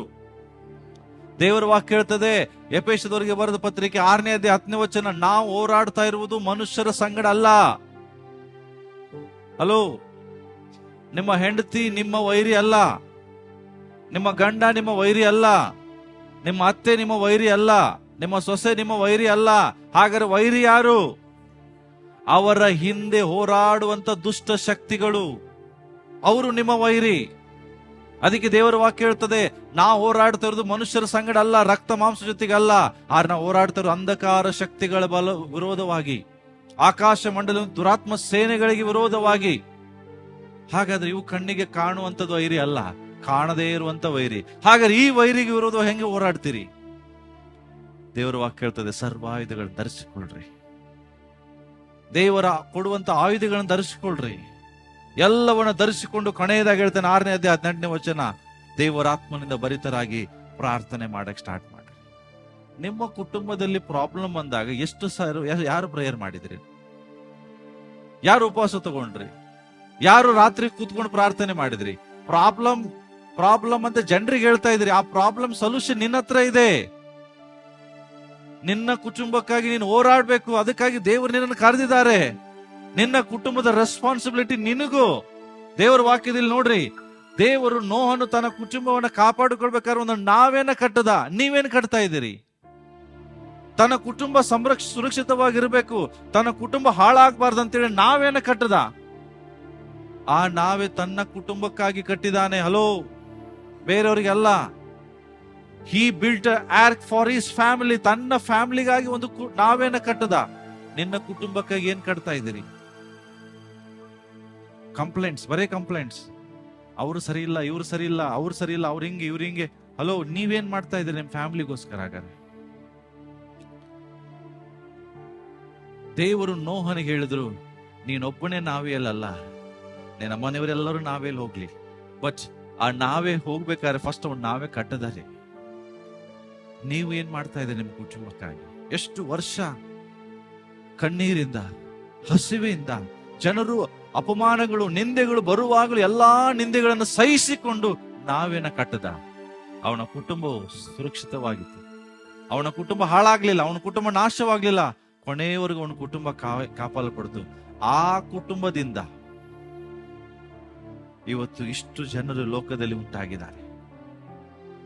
ನಾವು ಮೊನ್ನೆಲ್ಲ ಕರ್ನಾಟಕ ಸುತ್ತಲೂ ತಿರುಗಾಡುವಾಗ ಕೆಲವು ಗುಡ್ಡಗಾಡ ಸ್ಥಳಕ್ಕೆ ಹೋದ್ವಿ. ದೊಡ್ಡ ದೊಡ್ಡ ಬಂಡೆಗಳು. ನಮ್ಮ ಕಡೆ ಮರಗಳದ ಬೆಟ್ಟಗಳಿದ್ರೆ ಕೆಲವು ಕಡೆ ಬಂಡೆಗಳದೇ ಬೆಟ್ಟಗಳು. ಬೀದರ್, ಕಲಬುರಗಿ, ಆ ಕಡೆ ಬಳ್ಳಾರಿ ಸೈಡು, ಈ ಸೈಡ್ ನೋಡುವಾಗ ಬಂಡೆಗಳದೇ ಏನಾಗಿದೆ, ಇದು ಏನು ಬೆಟ್ಟಗಳು. ಅವಾಗ ನಾನು ಹೇಳ್ತಾ ಇದ್ದೆ, ನೋಹನ ಕಾಲದಲ್ಲಿ ಜಲಪ್ರಳಯ ಆದಾಗ ಎಲ್ಲವೂ ಒಟ್ಟಾಗಿ ಒಂದೊಂದ್ ಕಡೆ ಬೆಟ್ಟಗಳಾಗಿ, ಆಗಿನ ಟೈಮಲ್ಲಿ ನೋಹನ ಜಲಪ್ರಳಯದ ಕಾಲದಲ್ಲಿ ಯಾವೆಲ್ಲ ಒಂದೊಂದು ಕಡೆ ಕೂಡಿದ್ವು ಅದೇ ಇವತ್ತು ಶಾಶ್ವತವಾಗಿದೆ. ಬೆಟ್ಟಗಳು, ಎತ್ತರದ ಸ್ಥಳಗಳು. ಅವಾಗ ಜಲಪ್ರಳಯದಲ್ಲಿ ಎಲ್ಲ ಕಲ್ಲುಗಳು ಹೋಗಡೆ ಒಂದ್ ಕಡೆ ಕೂತ್ಕೊಂಡಿದ್ದಾವೆಲ್ಲ ಈಗೂ ಹಂಗೆ ಇದಾವೆ. ನಾನು ಹೇಳ್ತಾ ಇರೋದು, ನಿನ್ನ ಕುಟುಂಬಕ್ಕಾಗಿ ನೀವೇನ್ ಮಾಡ್ತಾ ಇದ್ದೀರಿ? ಯೋಬ ತನ್ನ ಫ್ಯಾಮಿಲಿ ಎಲ್ಲಿ ತಪ್ಪು ಮಾಡ್ಬಿಡ್ತಾರೋ, ತನ್ನ ಕುಟುಂಬದವರು ಎಲ್ಲಿ ತನ್ನ ಕುಟುಂಬದವರು ಎಲ್ಲಿ ಹಾಳಾಗಿ ಬಿಡ್ತಾರೋ ಅಂತ ಹೇಳಿ ತನ್ನ ಮಕ್ಕಳು ತಪ್ಪು ಮಾಡೋದಕ್ಕಿಂತ ಮುಂಚೆ ದೇವರಿಗೆ ಯಜ್ಞವನ್ನು ಸಮರ್ಪಿಸ್ತಿದ್ದ. ಯಾರು? ಯೋಬ. ನೀವು ನಿಮ್ ಕುಟುಂಬಕ್ಕಾಗಿ ಏನ್ ಸಮರ್ಪಿಸ್ತಾ ಇದ್ದೀರಿ?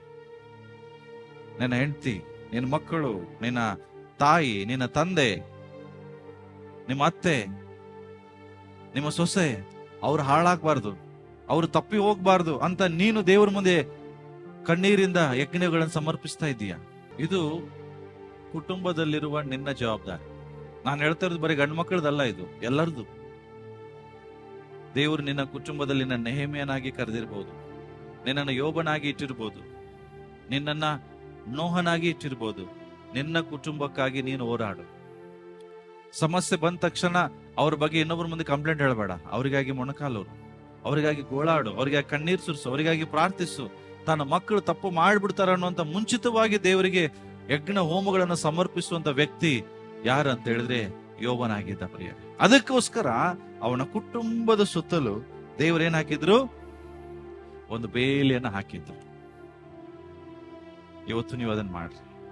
ನಿನ್ನ ಕುಟುಂಬಕ್ಕಾಗಿ ಹೋರಾಡ್ರಿ. ಹೆಂಗೆ ಹೋರಾಡು? ನಿನ್ನ ಕುಟುಂಬಕ್ಕಾಗಿ ಯಜ್ಞವನ್ನ ಸಮರ್ಪಿಸು.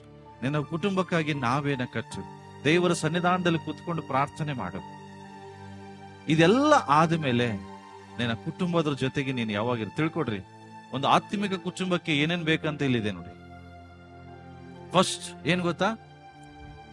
ಒಂದು ಕುಟುಂಬ ಆತ್ಮಿಕವಾಗಿರ್ಬೇಕಾದ್ರೆ ಆ ಕುಟುಂಬಕ್ಕೆ ಫಸ್ಟ್ ಬೇಕಾಗಿದ್ದು ಸ್ಟ್ರಾಂಗ್ ಕಮಿಟ್ಮೆಂಟ್.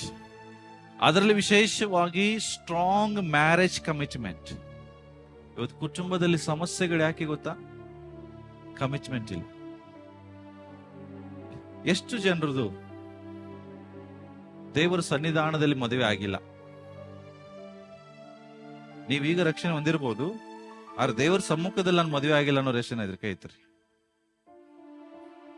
ಕೈ ಎತ್ತಿರಿ. ನಾನು ದೇವರ ಸನ್ನಿಧಾನದಲ್ಲಿ ಸಭೆಯಲ್ಲಿ ಮದುವೆ ಆಗಿಲ್ಲ, ಪಾಸ್ಟರ್ಗಳ ಮುಂದೆ ನಾನು ಮದುವೆ ಆಗಿಲ್ಲ ಅನ್ನೋರು. ಪಾಸ್ಟರ್ ಮುಂದೆ ನಾನು ಮದುವೆ ಆಗಿಲ್ಲ. ನಿಮ್ಮ ಮದುವೆ ದಿವಸ ನನಗೆ ನೆನಪು ಮಾಡ್ರಿ. ಆ ಮದುವೆ ದಿವಸ ಮದುವೆ ಕಮಿಟ್ಮೆಂಟ್ ನೀವು ಮಾಡಿಕೊಡ್ರಿ. ಮುಂಚೆ ನೀವು ಮಾಡಿಲ್ಲ, ಆದ್ರೆ ದೇವರ ಸಮ್ಮುಖದಲ್ಲಿ ಎಲ್ಲರೂ ಕಮಿಟ್ಮೆಂಟ್ ಮಾಡ್ಬೇಕು, ಸಮರ್ಪಣೆ ಮಾಡ್ಕೊಳ್ಬೇಕು. ಗಂಡ ಹೆಂಡತಿಯ ಸಮರ್ಪಣೆ ದೇವರ ಸಮ್ಮುಖದಲ್ಲಿ ಆಗ್ಬೇಕು.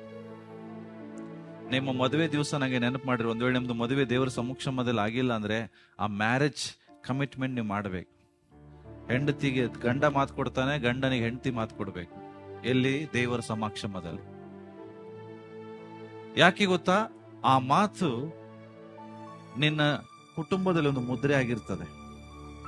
ನೀನು ಕೊಡುವಂತ ಮಾತು ದೇವರ ಮುಂದೆ ಆಗಿರ್ತದೆ. ಆ ಮಾತು ದೇವರು ನೋಡಿರ್ತಾನೆ. ಸೈತಾನ ಹೆಂಗಾದ್ರೂ ಮಾಡಿ ಅದರಲ್ಲಿ ಸಮಸ್ಯೆ ತಂದು ಹಾಕ್ಬೇಕಂತಿರ್ತಾನೆ. ಆದ್ರೆ ನೀ ಕೊಡುವಂತ ಮಾತು ದೇವರು ನೋಡುವಾಗ ಪವಿತ್ರಾತ್ಮ ನಿಮ್ಗೆ ಸಹಾಯ ಮಾಡ್ತಾರೆ. ಅದಕ್ಕೋಸ್ಕರ ಮದುವೆ ದಿವಸ ಕಮಿಟ್ಮೆಂಟ್ ಆಗಿಲ್ಲ. ಎಷ್ಟೋ ಜನರು ಗಂಡ ಹೆಂಡತಿಗೆ ಸಮರ್ಪಣೆ ಮಾಡ್ಕೊಂಡಿಲ್ಲ, ಹೆಂಡತಿ ಗಂಡನಿಗೆ ಸಮರ್ಪಣೆ ಮಾಡ್ಕೊಳ್ತಿಲ್ಲ. ಇದು ಒಂದು ಕುಟುಂಬದಲ್ಲಿ ಬೇಕಾಗಿದೆ. Strong commitment. ನನ್ನ ಜೀವದಿಂದ ಇರುವ ತನಕ, ಉಸಿರಿರುವ ತನಕ, ಮರಣವು ನಮ್ಮನ್ನು ಅಗಲಿಸುವ ತನಕ ನಾನು ನಿನ್ ಜೊತೆಗಿರ್ತೇನೆ. ಕಷ್ಟದಲ್ಲಿ, ದುಃಖದಲ್ಲಿ, ಸಂತೋಷದಲ್ಲಿ, ರೋಗದಲ್ಲಿ, ಎಲ್ಲಾ ದಿವಸ ನಾನು ನಿನ್ ಜೊತೆಗಿರ್ತೇನೆ. That is commitment. ಇದು ಕುಟುಂಬದಲ್ಲಿ ಒಬ್ಬರಿಗೆ ಇರಲೇಬೇಕು. ಇದ್ದಾಗ ಆ ಕುಟುಂಬ ಎಂದಿಗೂ ಒಡೆದು ಹೋಗುದಿಲ್ಲ, ಆ ಕುಟುಂಬದಲ್ಲಿ ಬಿರುಕು ಬರುವುದಿಲ್ಲ. ಎರಡನೇದು ಅಪ್ರಿಸಿಯೇಷನ್ ಅಂಡ್ ಅಫರ್ಮೇಶನ್. ಗೊತ್ತಾ ನಿಮಗೆ? ಗಂಡ ಯಾವ್ದಾದ್ರು ಒಂದು ಒಳ್ಳೆ ಕೆಲಸ ಮಾಡಿದಾಗ ಅಥವಾ ಹೆಂಡತಿ ಒಂದು ಒಳ್ಳೆ ಅಡಿಗೆ ಮಾಡಿದಾಗ ಅಪ್ರಿಶಿಯೇಟ್ ಮಾಡ್ರಿ. ಸಿಸ್ಟರ್ಸ್, ನಿಮ್ಗೆ ಯಾರು ನಿಮ್ ಗಂಡ ಅಪ್ರಿಶಿಯೇಟ್ ಮಾಡ್ತಾರ ಒಳ್ಳೆ ಅಡಿಗೆ ಮಾಡಿದಾಗ? ವಾವ್ ಅಂತ ಹೇಳ್ತಾರ? ಸುಮ್ನೆ ಹೇಳ್ಬೇಡ್ರಿ. ನಾನು ಹೇಳೇ ಇಲ್ಲ ಇದುವರೆಗೂ.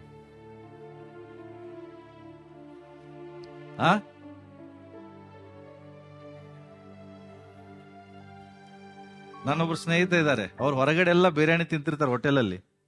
ಹೋಟೆಲ್ ಬಿರಿಯಾನಿ ತಿನ್ನುವಾಗ ಹೇಳ್ತಾರೆ, ಯಾವ ಬಿರಿಯಾನಿ ತಿಂದ್ರು ಅಣ್ಣ ನನಗೆ ಒಂದು ಚೂರು ಖುಷಿ ಆಗಲ್ಲ, ನನ್ನ ಹೆಂಡತಿ ಮಾಡೋ ಬಿರಿಯಾನಿ ಇದೆಯಲ್ಲ ವಾಹ್. ಅಲ್ಲೇ ಹಂಗೆ ಹೇಳ್ತಿರ್ತಾರೆ. ನಾನು ಮನೆಗೆ ಹೋದ ತಕ್ಷಣ ನನ್ನ ಹೆಂಡತಿಗೆ ಹೇಳ್ತೇನೆ, ನಿನ್ನೆ ಕೈಯಾರೆ ಒಂದು ಬಿರಿಯಾನಿ ಮಾಡ್ಕೊಡು ನನಗೆ. ಅಲ್ಲಿವರೆಗೂ ನಂಗೆ ತೃಪ್ತಿನೇ ಆಗೋದಿಲ್ಲ. ಹಂಗೆ ನೀವು ಒಳ್ಳೆ ಗಂಡನಿಗೆ ಅಡಿಗೆ ಮಾಡಿಕೊಟ್ಟಾಗ ಅಪ್ರಿಶಿಯೇಟ್ ಮಾಡಿದಾರ?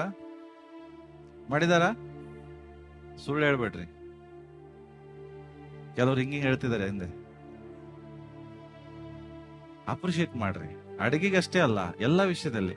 ನಿನ್ನ ಹೆಂಡತಿ ಮನೆ ನೀಟಾಗಿ ಇಡ್ತಿರ್ತಾಳೆ, ಅಪ್ರಿಶಿಯೇಟ್ ಮಾಡ್ರಿ. ನಿಮ್ಮ ಬಟ್ಟೆಯನ್ನ ಚೆನ್ನಾಗಿ ವಾಶ್ ಮಾಡಿ ಐರನ್ ಮಾಡಿ ಇಟ್ಟಿರ್ತಾರೆ, ಅಪ್ರಿಷಿಯೇಟ್ ಮಾಡ್ರಿ. ನೀವು ಎಲ್ಲೇ ಇರುವಾಗ ನಿಮ್ಮ ಹೆಂಡತಿ ಮನೆಗೆ ಅಂಗಡಿಗೆ ಹೋಗಿ ಗ್ರೋಸರಿ ತಗೊಂಡ್ಬಂದು ಮನೆಯನ್ನ ಮೇಂಟೈನ್ ಮಾಡ್ತಾರೆ, ಅಪ್ರಿಷಿಯೇಟ್ ಮಾಡ್ರಿ. ಕುಟುಂಬದಲ್ಲಿ ಸಂತೋಷವಾಗಿರ್ಲಿಕ್ಕೆ ಇದು ಒಂದು ಕಾರಣ ಗೊತ್ತಾ ನಿಮಗೆ? ಹೊಗಳ್ರಿ. ಅಪ್ರಿಷಿಯೇಟ್ ಅಂದ್ರೆ ಏನು? ಅವ್ರನ್ನ ಹೊಗಳ್ರಿ. ಸೇಮ್ ನೀವು ಸಹ ನಿಮಗೋಸ್ಕರ ಅವ್ರು ದುಡಿತಾರೆ, ನಿಮಗೋಸ್ಕರ ಅವ್ರು ಕಷ್ಟಪಡ್ತಾರೆ, ನಿಮಗಾಗಿ ಅವ್ರು ಹೊರಗಡೆ ಇರ್ತಾರ. ಎಷ್ಟೋ ಸಾರಿ ನಿಮಗ್ ಒಳ್ಳೆ ಅಡಿಗೆ ಮಾಡ್ತಾರೆ, ಅವ್ರು ಕೆಲವು ಸಾರಿ ತಿಂದಿರುವುದಿಲ್ಲ. ನಿಮಗೆ ಕೆಲವು ಸಾರಿ ಒಳ್ಳೆ ಬಟ್ಟೆ ಕೊಟ್ಟಿರ್ತಾರೆ, ಅವ್ರ ಕಡೆ ಇರುವುದಿಲ್ಲ. ಅಪ್ರಿಷಿಯೇಟ್ ಮಾಡ್ರಿ. ಏನೇ ತಂದ್ಕೊಳ್ಳಿ ಸಂತೋಷವಾಗಿ ಅಪ್ರಿಷಿಯೇಟ್ ಮಾಡೋದು ಕಲಿರಿ. ಎಂತ ತಗೊಂಬಂದ್ರಿ ಅನ್ಬೇಡ್ರಿ, ಒಬ್ಬಗಿಲ್ಲ ನೀವು ಅನ್ನಕ್ ಹೋಗ್ಬೇಡ್ರಿ. ಅಪ್ರಿಷಿಯೇಟ್. ನೀವು ಮಾಡುವಂತ ಒಂದು ಪ್ರಶಂಸೆ, ಅಪ್ರಿಷಿಯೇಟಿಗೆ ಪ್ರಶಂಸೆ ಅಂತ, ಒಂದು ಪ್ರಶಂಸೆ ನಿಮ್ಮ ಫ್ಯಾಮಿಲಿಯನ್ನ ಕಟ್ಟುತ್ತದೆ ಪ್ರಿಯರೇ. ಇದು ನಾನು ಸುಮ್ಮನೆ ಹೇಳ್ತಿಲ್ಲ, ಇಟ್ಸ್ ಸೈಂಟಿಫಿಕ್ ರೀಸನ್ ಇದೆ ಇದಕ್ಕೆಲ್ಲ, ವೈಜ್ಞಾನಿಕ ಕಾರಣಗಳಿದೆ. ಒಂದು ಕುಟುಂಬವು ಚೆನ್ನಾಗಿರ್ಬೇಕಾದ್ರೆ ಆ ಕುಟುಂಬದಲ್ಲಿ ಒಬ್ಬರಿಗೊಬ್ಬರು ಪ್ರಶಂಸೆ ಮಾಡ್ಬೇಕು. ಹೆಂಡತಿ ಗಂಡನಿಗೆ ಪ್ರಶಂಸೆ ಮಾಡ್ಬೇಕು, ಗಂಡ ಹೆಂಡತಿಗೆ ಪ್ರಶಂಸೆ ಮಾಡ್ಬೇಕು, ಅತ್ತೆ ಸೊಸೆಗೆ ಮಾಡ್ಬೇಕು, ಸೊಸೆ ಅತ್ತೆಗೆ ಮಾಡ್ಬೇಕು. ನಿಮ್ಮಂತ ಅತ್ತೆ ಯಾರು ಇಲ್ಲ ರೀ. ಎಂತ ಅತ್ತೆ ದೇವರು ನನ್ಗೆ ಕೊಟ್ಟಿದ್ದಾರೆ, ತಾಯಿ ಇದ್ದಂಗೆ ಹೇಳಿದಾರೆ. ಯಾವಾಗಾರ ಮಾಡ್ರಿ. ನಾನು ಹೇಳ್ತೀನಿ, ಇದರಿಂದ ಬಾಂಡೇಜ್, ಪ್ರೀತಿಯ ಬಂಧನಗಳು ಹೆಚ್ಚಾಗ್ತದೆ, ಸ್ಟ್ರಾಂಗ್ ಆಗ್ತದೆ. ನೆಕ್ಸ್ಟ್, ಎಫೆಕ್ಟಿವ್ ಕಮ್ಯುನಿಕೇಶನ್ ಅಂದ್ರೆ ಏನು? ಕುತ್ಕೊಂಡು ಅವ್ರ ಜೊತೆ ಜಾಸ್ತಿ ಮಾತಾಡ್ಬೇಕು. ಯಾರ ಜೊತೆಗೆ? ಮನೆಯವ್ರ ಜೊತೆಗೆ.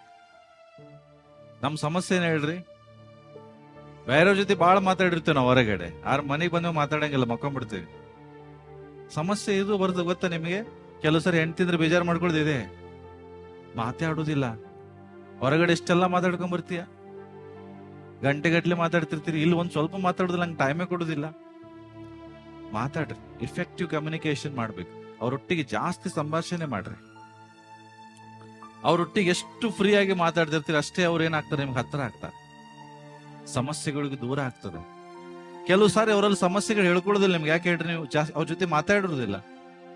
ನೆಕ್ಸ್ಟ್, ಸ್ಪಿರಿಚುವಲ್ ಕಮಿಟ್ಮೆಂಟ್, ಆತ್ಮಿಕ ಒಪ್ಪಂದಗಳು. ಆತ್ಮಿಕ ವಿಷಯದಲ್ಲಿ, ಬೈಬಲ್ ಓದುವಂತ ವಿಷಯದಲ್ಲಿ, ಪ್ರಾರ್ಥನೆ ಮಾಡುವಂತ ವಿಷಯದಲ್ಲಿ ಒಂದು ಒಪ್ಪಂದಗಳಾಗ್ಬೇಕು. ಇಷ್ಟು ಸಮಯ ಪ್ರಾರ್ಥನೆ ಮಾಡೋಣ, ಇಷ್ಟು ಸಮಯ ಬೈಬಲ್ ಓದೋಣ, ಕುಟುಂಬ ಪ್ರಾರ್ಥನೆ ಮಾಡೋಣ. Next, skills to deal with the crisis and conflicts. ಕುಟುಂಬದಲ್ಲಿ ಕಷ್ಟ ಸಮಸ್ಯೆಗಳು ಎದ್ದೇಳ್ತಾವ್ರಿ, ಕಷ್ಟಗಳು ಬರ್ತದೆ, ರೋಗಗಳು ಬರ್ತದೆ. ಅಂತ ಸಮಯದಲ್ಲಿ ಆ ಸಮಸ್ಯೆಗಳನ್ನ ಎದುರಿಸಲಿಕ್ಕೆ ಬೇಕಾದಂತ ಸಾಮರ್ಥ್ಯ ನಮಗೆ ಬೇಕು. ಇದೆಲ್ಲ ಒಂದು ಕುಟುಂಬಕ್ಕೆ ಬೇಕು. ಓಕೆ, ನೆಕ್ಸ್ಟ್, ಹ್ಯಾಪಿ ಆಗಿರ್ಬೇಕಾದ್ರೆ ಏನ್ ಮಾಡ್ಬೇಕು? Spend quality time regularly. ನಿಮ್ಮ ಕುಟುಂಬದೊಟ್ಟಿಗೆ ಒಂದು ಅಮೂಲ್ಯವಾದ ಸಮಯವನ್ನು ತೆಗಿರಿ. The greatest gift you can give your family ಯಾವುದು? ನಿಮ್ಮ ಕುಟುಂಬಕ್ಕೆ ನೀನು ಕೊಡುವಂತ ಅತಿ ಅಮೂಲ್ಯವಾದ ಉಡುಗೊರೆ ಯಾವುದು? Is you and yourself. ನೀವೇ ನಿಮ್ಮ ಕುಟುಂಬಕ್ಕೆ ಅತ್ಯಮೂಲ್ಯವಾದ ಒಂದು ಉಡುಗೊರೆ.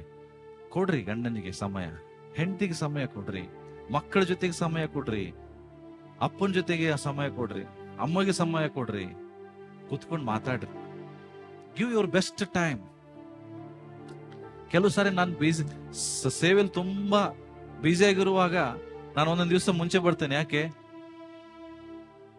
ಸಮಯ ಕಳೆಯೋಣ, ಜಾಸ್ತಿ ಮನೆಯಲ್ಲಿರೋಣ, ಕುಟುಂಬದವ್ರ ಜೊತೆಗಿರೋಣ, ಸಭೆಯವ್ರ ಜೊತೆಗಿರೋಣ. Give your best time, real quality and sufficient time. ಸುಮ್ಮನೆ ಕೊಡ್ಬೇಡ್ರಿ, ಕೊಟ್ರೆ ಸರಿಯಾಗಿ ಕೊಡ್ರಿ. ಏನೋ ಮಾತಾಡ್ಸಿದಿನೋ ಇಲ್ಲೋ ಅನ್ನೋರ್ಗತೆ ಇರಬೇಡ್ರಿ. ಬಹಳ ಜನರ ಸಮಸ್ಯೆ, ಪಾಸ್ಟರ್ ನನ್ನ ಗಂಡ 3 ತಿಂಗಳು ಹೋಗ್ಬಿಡ್ತಾನೆ, ಬಂದಾಗ ಕೂತ್ಕೊಂಡು ಮಾತಾಡೋದಿಲ್ಲ. ಹಂಗೇನಾರು ಇದೀರಾ? 3 ತಿಂಗಳು ಕೆಲ್ಸಕ್ಕೆ ಹೋಗ್ರಿ, ಆದ್ರೆ ಒಂದೇ ವಾರ ಮನೆಗೆ ಬರ್ತಿರಲ್ಲ, 1 ವಾರ ಫುಲ್ ಅವ್ರ ಜೊತೆಗಿರ್ರಿ. ಮತ್ತ ಅದ್ರಾಗ ಅರ್ಧ ದಿವಸ 6 ದಿನ ಹೊರಗಡೆ ಇರ್ಬೇಡ್ರಿ. ಕುಟುಂಬ ಜೊತೆಗೆ, ಮಕ್ಕಳ ಜೊತೆಗಿರ್ರಿ. Fulfil your promise. ಏನು? ಗಂಡ ಹೆಂಡತಿಗೆ ವಾಗ್ದಾನ ಮಾಡಿರ್ತಾನೆ, ಹೆಂಡತಿ ಗಂಡನಿಗೆ ವಾಗ್ದಾನ ಮಾಡಿರ್ತೀರಾ? ಗಂಡ ಹೆಂಡತಿಗೆ ಏನ್ ಮಾಡಿರ್ತಾನೆ? ದೇವ್ರ ವಾಕ್ಯದ ಪ್ರಕಾರ ಗಂಡ ಹೆಂಡತಿಗೆ ಏನು ವಾಗ್ದಾನ ಮಾಡಿರ್ಬೇಕು? ಗಂಡನ ರೆಸ್ಪಾನ್ಸಿಬಿಲಿಟಿ ಏನು? ಅವಳನ್ನು ಪ್ರೀತಿಸಬೇಕು, ಚೆನ್ನಾಗಿ ನೋಡ್ಕೊಳ್ಬೇಕು, ಸಂತೋಷದಿಂದ ಇಟ್ಟುಕೊಳ್ಬೇಕು, ಅವಶ್ಯಕತೆಗಳನ್ನ ಪೂರೈಸಬೇಕು. ಹೆಂಡತಿ ಜವಾಬ್ದಾರಿ ಏನು? ಗಂಡನನ್ನ ಗೌರವಿಸಬೇಕು, ಅವನನ್ನ ಸಂತೋಷವಾಗಿ ಇಟ್ಕೊಳ್ಬೇಕು, ಅವನಿಗೆ ಇಷ್ಟವಾದದನ್ನ ಮಾಡಬೇಕು, ಮತ್ತೆ ಅವರಿಗಾಗಿ ಪ್ರಾರ್ಥಿಸಬೇಕು, ಗಂಡ ಹೆಂಡತಿಗಾಗಿ ಪ್ರಾರ್ಥಿಸಬೇಕು. These are commitment. ಇದನ್ನ ಪರಿಪೂರ್ಣ ಮಾಡ್ರಿ, ಸುಮ್ಮನೆ ಆಸೆ ಹುಟ್ಟಿಸ್ಬೇಡ್ರಿ. Okay, next, allow time for small task. ಮನೆಯಲ್ಲಿ ಎಷ್ಟು ಜನರು ಕುಟುಂಬವಾಗಿ ಸೇರಿ ಆಟ ಆಡ್ತೀರಿ? ಅಷ್ಟೇ ಆಟ ಆಡುವ ವಯಸ್ಸೇನ್ರಿ ನಮ್ದು ಅನ್ಬೇಡ್ರಿ. ಆಟ ಆಡೋದಾದ್ರೆ ಏನು? ಬ್ಯಾಟ್ ಬಾಲ್ ಹಿಡ್ಕೊಂಡು ಹೊರಗು ಅಂತಿಲ್ಲ ನಾನು ನಿಮ್ಗೆ. ನಾನು ಈ ಹೆಂಡತಿ ಬಾಲ್ ಹಾಕು, ನನ್ ಗಂಡ ಬ್ಯಾಟಿಂಗ್ ಮಾಡ್ತೀನಿ, ಮಕ್ಕಳು ಕ್ಯಾಚ್ ಹಿಡಿಲಿ, ಅದೆಲ್ಲ ಹೇಳ್ತಿರೋದು. ಸ್ಮಾಲ್ ಟಾಸ್ಕ್ ಕುಟುಂಬದಲ್ಲಿ ಇರ್ತೀರಲ್ಲ, ನಾನು ಹೇಳ್ತಾ ಇರೋದು ಇಟ್ಸ್ ಆಲ್ ಬಿಬ್ಲಿಕಲ್ ಹಿನ್ನೆಲೆ ಇದೆ ಇದಕ್ಕೆ. ಒಂದು ಫ್ಯಾಮಿಲಿ ಹ್ಯಾಪಿ ಆಗಿರ್ಬೇಕಂದ್ರೆ ಇವೆಲ್ಲ ಬೇಕೇ ರೀ, ಸುಮ್ಮನೆ ಹೇಳ್ತಾ ಇಲ್ಲ ನಾನು. ಏನ್ ಮಾಡ್ಬೇಕು ಗೊತ್ತಾ? Work as a team. Sisters, ಮನೇಲಿ ನಿಮ್ಮ ಯಜಮಾನ್ರು ಬರ್ತಾರಲ್ಲ, ಅಡಿಗೆ ಮಾಡಕ್ ಹೆಲ್ಪ್ ಮಾಡ್ತಾರ? ನೀನೊಬ್ಬಳು ಹೇಳ್ಬೇಡಮ್ಮ, ಉಳ್ದಾರಿಗೆ ಹೇಳ್ತಾರೆ. ಅಷ್ಟು ಪ್ರೀತಿ ಮಾಡ್ತೀವಿ ಗೊತ್ತಿದೆ ನಾನು ಗಂಡಂಗೆ. ನೀನು ಅವ್ರು ಹೇಳ್ತಾರೆ ನಾನು ಅಡಿಗೆನ ಮಾಡೋದಿಲ್ಲ. ನಿಮ್ ಗಂಡಂದು ಸ್ವಲ್ಪ ಅಡಿಗೆ ಮನೆಗೆ ಬಂದು ಏನಾರು ಹೆಚ್ಕೊಡ್ತಾರ? ಸುಮ್ಮನೆ ಇಲ್ಲಪ್ಪ ಅಷ್ಟೇ, ಕಾಲ್ ಮೇಲೆ ಕಾಲ್ ಹಾಕೊಂಡು ಕೂತ್ಕೊಂಡು ಅದ್ ತಗಂಬ ಏದ್ ತಗಂಬ ಅಂತಾರೆ. ಅಂಥದ್ದು ಭಾಳ ಗಿರಾಕಿದಾವಲ್ಲ ಇಲ್ಲಿ? ಇಲ್ಲ? ವೆರಿ ಗುಡ್, ಬಹಳ ಒಳ್ಳೆ ಜನ ಅದ್ರಿ ನೀವು. ಕಂಪ್ಲೇಂಟೇ ಇಲ್ಲ ನಿಮ್ಮ ಮೇಲೆ. ಆದ್ರೆ ಸಮಸ್ಯೆ ಎಲ್ಲಿಂದ ಬರ್ತದೆ ಗೊತ್ತಿಲ್ಲ. ಕಂಪ್ಲೇಂಟೇ ಇಲ್ಲ. ಕಂಪ್ಲೇಂಟ್ ಇಲ್ಲಂದ್ರೂ ಸಮಸ್ಯೆಗಳು ಬರ್ತವೆ. ಲೋಹಿತಾ, ಅಡಿಗೆ ಮಾಡಿಕೊಟ್ಟೆ ಅಪ್ಪ ಯಾವಾಗಾರ?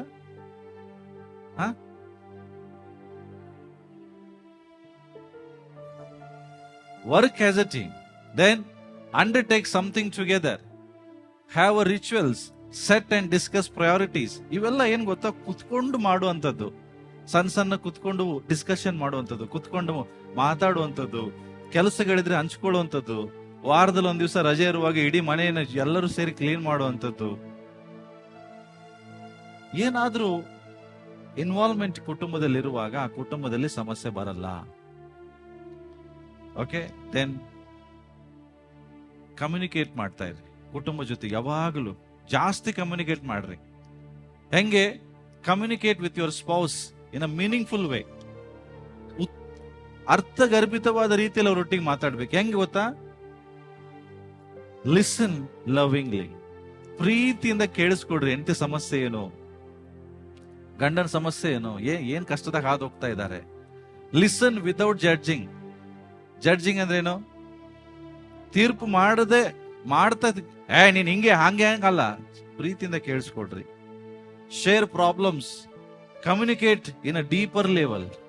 ಸಮಸ್ಯೆಗಳನ್ನ ಹಂಚ್ಕೊಡ್ರಿ, ಆಳವಾದ ರೀತಿಯಲ್ಲಿ ಅವ್ರ ಜೊತೆಗೆ ಕಮ್ಯುನಿಕೇಟ್ ಮಾಡ್ರಿ.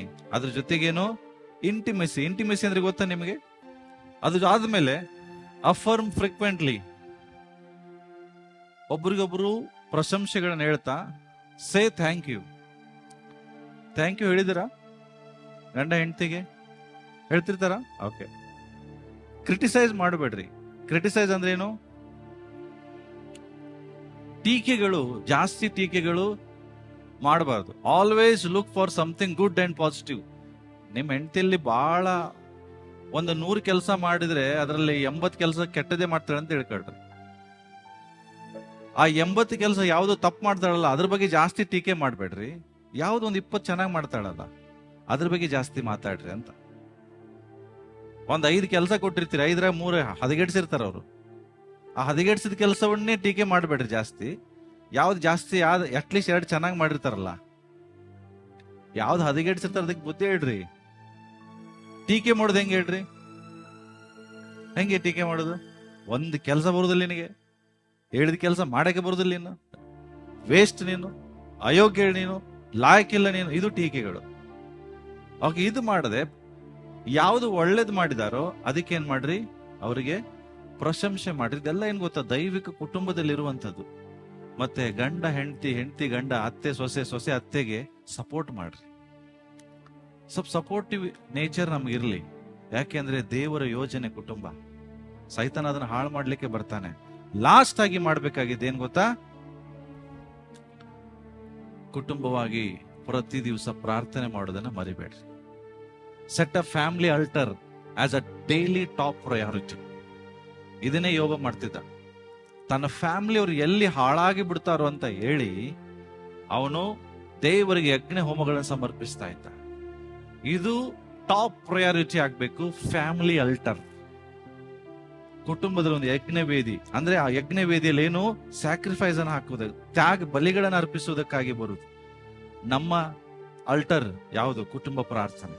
ಎವ್ರಿ ಡೇ ಕುಟುಂಬ ಪ್ರಾರ್ಥನೆ ಮಾಡ್ರಿ. Make a family worship. ಕುಟುಂಬವಾಗಿ ದೇವ್ರನ್ನ ಆರಾಧಿಸ್ರಿ. ಒಂದು ಒಳ್ಳೆ ಹ್ಯಾಪಿ ಎಕ್ಸ್ಪೀರಿಯನ್ಸ್ ಆಗ್ಲಿ. ನಮ್ಮ ಸಮಸ್ಯೆ ಗೊತ್ತಿದೆ, ಬಹಳ ಜನ ಕುಟುಂಬ ಕೂತ್ಕೊಳ್ತಾರೆ, ಒಂದು ವಾಕ್ಯ ಓದ್ತಾರೆ, ಮುಗಿತಾರೆ, ಆರಾಧನೆ ಮಾಡೋದಿಲ್ಲ. Then share the spiritual leadership. ಆತ್ಮಿಕವಾಗಿ ಏನೇನು ಇರ್ತದೆ ನಾಯಕತ್ವದ ಬಗ್ಗೆ ಅವ್ರ ಮುಂದೆ ಹಂಚಿಕೊಳ್ರಿ. ಸೊ ಇವೆಲ್ಲ ಯಾಕೆ ಇದು ಹೇಳ್ತಾ ಇದ್ದೇನೆ ಅಂದ್ರೆ, ಇದೆಲ್ಲ ಫ್ಯಾಮಿಲಿಗೆ ಬೇಕಾಗಿತ್ತು. ನನಗೆ ಗೊತ್ತಿಲ್ಲ ಎಷ್ಟು ನೀವು ಒಳಗಡೆ ತಗೊಂಡಿದ್ರಿ, ಎಷ್ಟು ಬಿಟ್ಟಿದೆ ಅಂತ. ಬಟ್ ಇವೆಲ್ಲ ಒಂದು ಕುಟುಂಬಕ್ಕೆ ಇರಬೇಕಾದಂತ ಅವಶ್ಯಕತೆಗಳು. ಅಂದಾಗ ಆ ಫ್ಯಾಮಿಲಿ ಏನಾಗ್ತದೆ, ಕುಟುಂಬವು ಚೆನ್ನಾಗಿರ್ತದೆ. ನೀವ್ ಹಿಂಗೆ ಮಾಡಿ ನೋಡ್ರಿ, ನಿಮ್ ಕುಟುಂಬದಲ್ಲಿ ಪ್ರಾಬ್ಲಮ್ ಬರುದಿಲ್ಲ. ನೀವು ನಮ್ ಕಡೆ ಬಂದು ಕಂಪ್ಲೇಂಟ್ ಹೇಳುದಿಲ್ಲ. ಯಾಕೆ? ನಿಮ್ ಕುಟುಂಬ ಸಂತೋಷದ ಕುಟುಂಬವಾಗಿ ಮಾರ್ಪಡ್ತದೆ, ಸಮಾಧಾನದ ಕುಟುಂಬವಾಗಿ ಮಾರ್ಪಡ್ತದೆ, ಆಶೀರ್ವಾದದ ಕುಟುಂಬವಾಗಿ ಮಾರ್ಪಡ್ತದೆ. ಸಮಸ್ಯೆ ಬರಲ್ಲ, ಜಗಳ ಬರುವುದಿಲ್ಲ, ಆ ಕುಟುಂಬದಲ್ಲಿ ಯಾವುದೇ ರೀತಿಯಾದಂತ ಕ್ರಿಟಿಸೈಸಿಂಗ್ ಇರುವುದಿಲ್ಲ. Happy family, spiritual family. ಅಂತ ಫ್ಯಾಮಿಲಿಯನ್ನು ದೇವರು ಆಶೀರ್ವದಿಸ್ತಾರೆ. ಆ ಫ್ಯಾಮಿಲಿಯನ್ನು ದೇವರು ಉಪಯೋಗಿಸ್ತಾರೆ. ಆ ಫ್ಯಾಮಿಲಿ ಮೇಲೆ ದೇವರು ಒಂದು ದೊಡ್ಡ ಯೋಜನೆ ಇಟ್ಟಿರ್ತಾರೆ.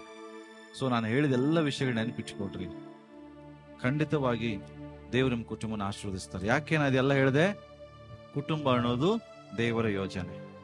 ದೇವರಿಂದ ಕುಟುಂಬವು ಮಾಡಲ್ಪಟ್ಟಿದೆ, ಮನುಷ್ಯರಿಂದ ಆಗಿಲ್ಲ. ಅದಕ್ಕೋಸ್ಕರ ಕುಟುಂಬಕ್ಕೆ ಹೆಚ್ಚಿನ ಪ್ರಾಧಾನ್ಯತೆ ಕೊಡ್ರಿ. ಎವ್ರಿ ಡೇ ಕೂಡಿ ನೀವೆಲ್ಲರೂ ಪ್ರಾರ್ಥನೆ ಮಾಡ್ಲಿಕ್ಕೆ ಪ್ರಾರಂಭಿಸ್ರಿ. ಯಾವುದೇ ಕಾರಣ ಬಂದರೂ ಕುಟುಂಬದ ಪ್ರಾರ್ಥನೆಯನ್ನ ಬಿಡಬೇಡ್ರಿ. ತಂದೆ ತಾಯಿ, ಗಂಡ ಹೆಂಡತಿ, ಮಕ್ಕಳು, ಎಷ್ಟು ಜನ ಇದ್ದೀರಿ ಎಲ್ರೂ ಸೇರಿ ಕೂತ್ಕೊಡ್ರಿ. ಲಾಸ್ಟ್ ಇದ್ರಾಗಿಲ್ಲ ಒಂದ್ ಹೇಳಕ್ಕೆ ಇಷ್ಟಪಡ್ತೇನೆ, ಫೈನಲ್ ಒಟ್ಟಾಗಿ ಸೇರಿ ಊಟ ಮಾಡ್ರಿ. ನಿಮ್ಮ ಫ್ಯಾಮಿಲಿಯಲ್ಲಿ ಫ್ಯಾಮಿಲಿ ಮೀಲ್ ಯಾವಾಗ್ಲೂ ಇರ್ಲಿ. ಗಂಡ ಒಂದ್ ಟೈಮ್ ಊಟ ಮಾಡ್ತಾನೆ, ಹೆಂಡತಿ ಒಂದು ಟೈಮ್ ಊಟ ಮಾಡ್ತಾಳೆ. ಗಂಡ ಮನೆ ಬರುವೊಳಗಡೆ ಹೆಂಡತಿ ಊಟ ಮಾಡಿ ಹೊಸ್ಕೊಂಡು ಮಲಗಿ ಬಿಟ್ಟಿರ್ತಾಳೆ. ಅವನೇ ಬಂದು ಅಡಿಗೆ ಮನೆಗೆ ಹೋಗಿ ಏನಿದೆ ಮಾಡ್ಯಾಡೋ ಇಲ್ಲೋ ಒಂದೊಂದ್ಸರಿ ನೋಡಿ ಏನು ಇರೋದಿಲ್ಲ, ನೀರು ಕುಡ್ಕೊಂಡು ಮಲಗಿರ್ತಾನೆ. ಹಂಗೆ ಆಗ್ಬಾರ್ದು. ಫ್ಯಾಮಿಲಿ ಆಗಿ ಊಟ ಮಾಡ್ರಿ. ಅದ್ರೊಳಗೆ ಫೆಲೋಶಿಪ್ ಇದೆ. ಮಾಡ್ತೀರಿ, ಕೆಲವ್ರು ಇಲ್ಲಂತಿಲ್ಲ, ಆದ್ರೆ ಯಾರು ಮಾಡ್ತಿಲ್ಲ. ಕುಟುಂಬವಾಗಿ ಊಟ ಮಾಡ್ರಿ, ಎಲ್ರು ಸೇರಿ ಊಟ ಮಾಡ್ರಿ. ಸಾಧ್ಯ ಆದ್ರೂ ಎಲ್ಲರೂ ಕೆಳಗಡೆ ಅಥವಾ ಟೇಬಲ್ ಇದ್ರೆ ಟೇಬಲ್ ಅಲ್ಲಿ ಕುತ್ಕೊಂಡು ಒಂದು ಫೆಲೋಶಿಪ್ ಊಟ ಮಾಡ್ರಿ. ಈ ಊಟ ಮಾಡೋದ್ರಲ್ಲಿ ಒಂದು ಅನ್ಯೋನ್ಯತೆ ಇದೆ, ಒಟ್ಟಾಗಿ ಸೇರಿ. ಅರ್ಥ ಆಯ್ತಾ? ಓಕೆ. ಸೊ ನಾನು ನಂಬ್ತೇನೆ ಈ ವಾಕ್ಯವು ನಿಮಗೆ ಲಾಭದಾಯಕವಾಗಿತ್ತೆಂಬುದಾಗಿ. ಸೊ ದೇವರು ಈ ವಾಕ್ಯವನ್ನು ಆಶೀರ್ವದಿಸಲಿ. ನಾವೆಲ್ಲರೂ ಎದ್ದು ನಿಂತುಕೊಂಡು ಪ್ರಾರ್ಥನೆ ಮಾಡಿಕೊಳ್ಳೋಣ.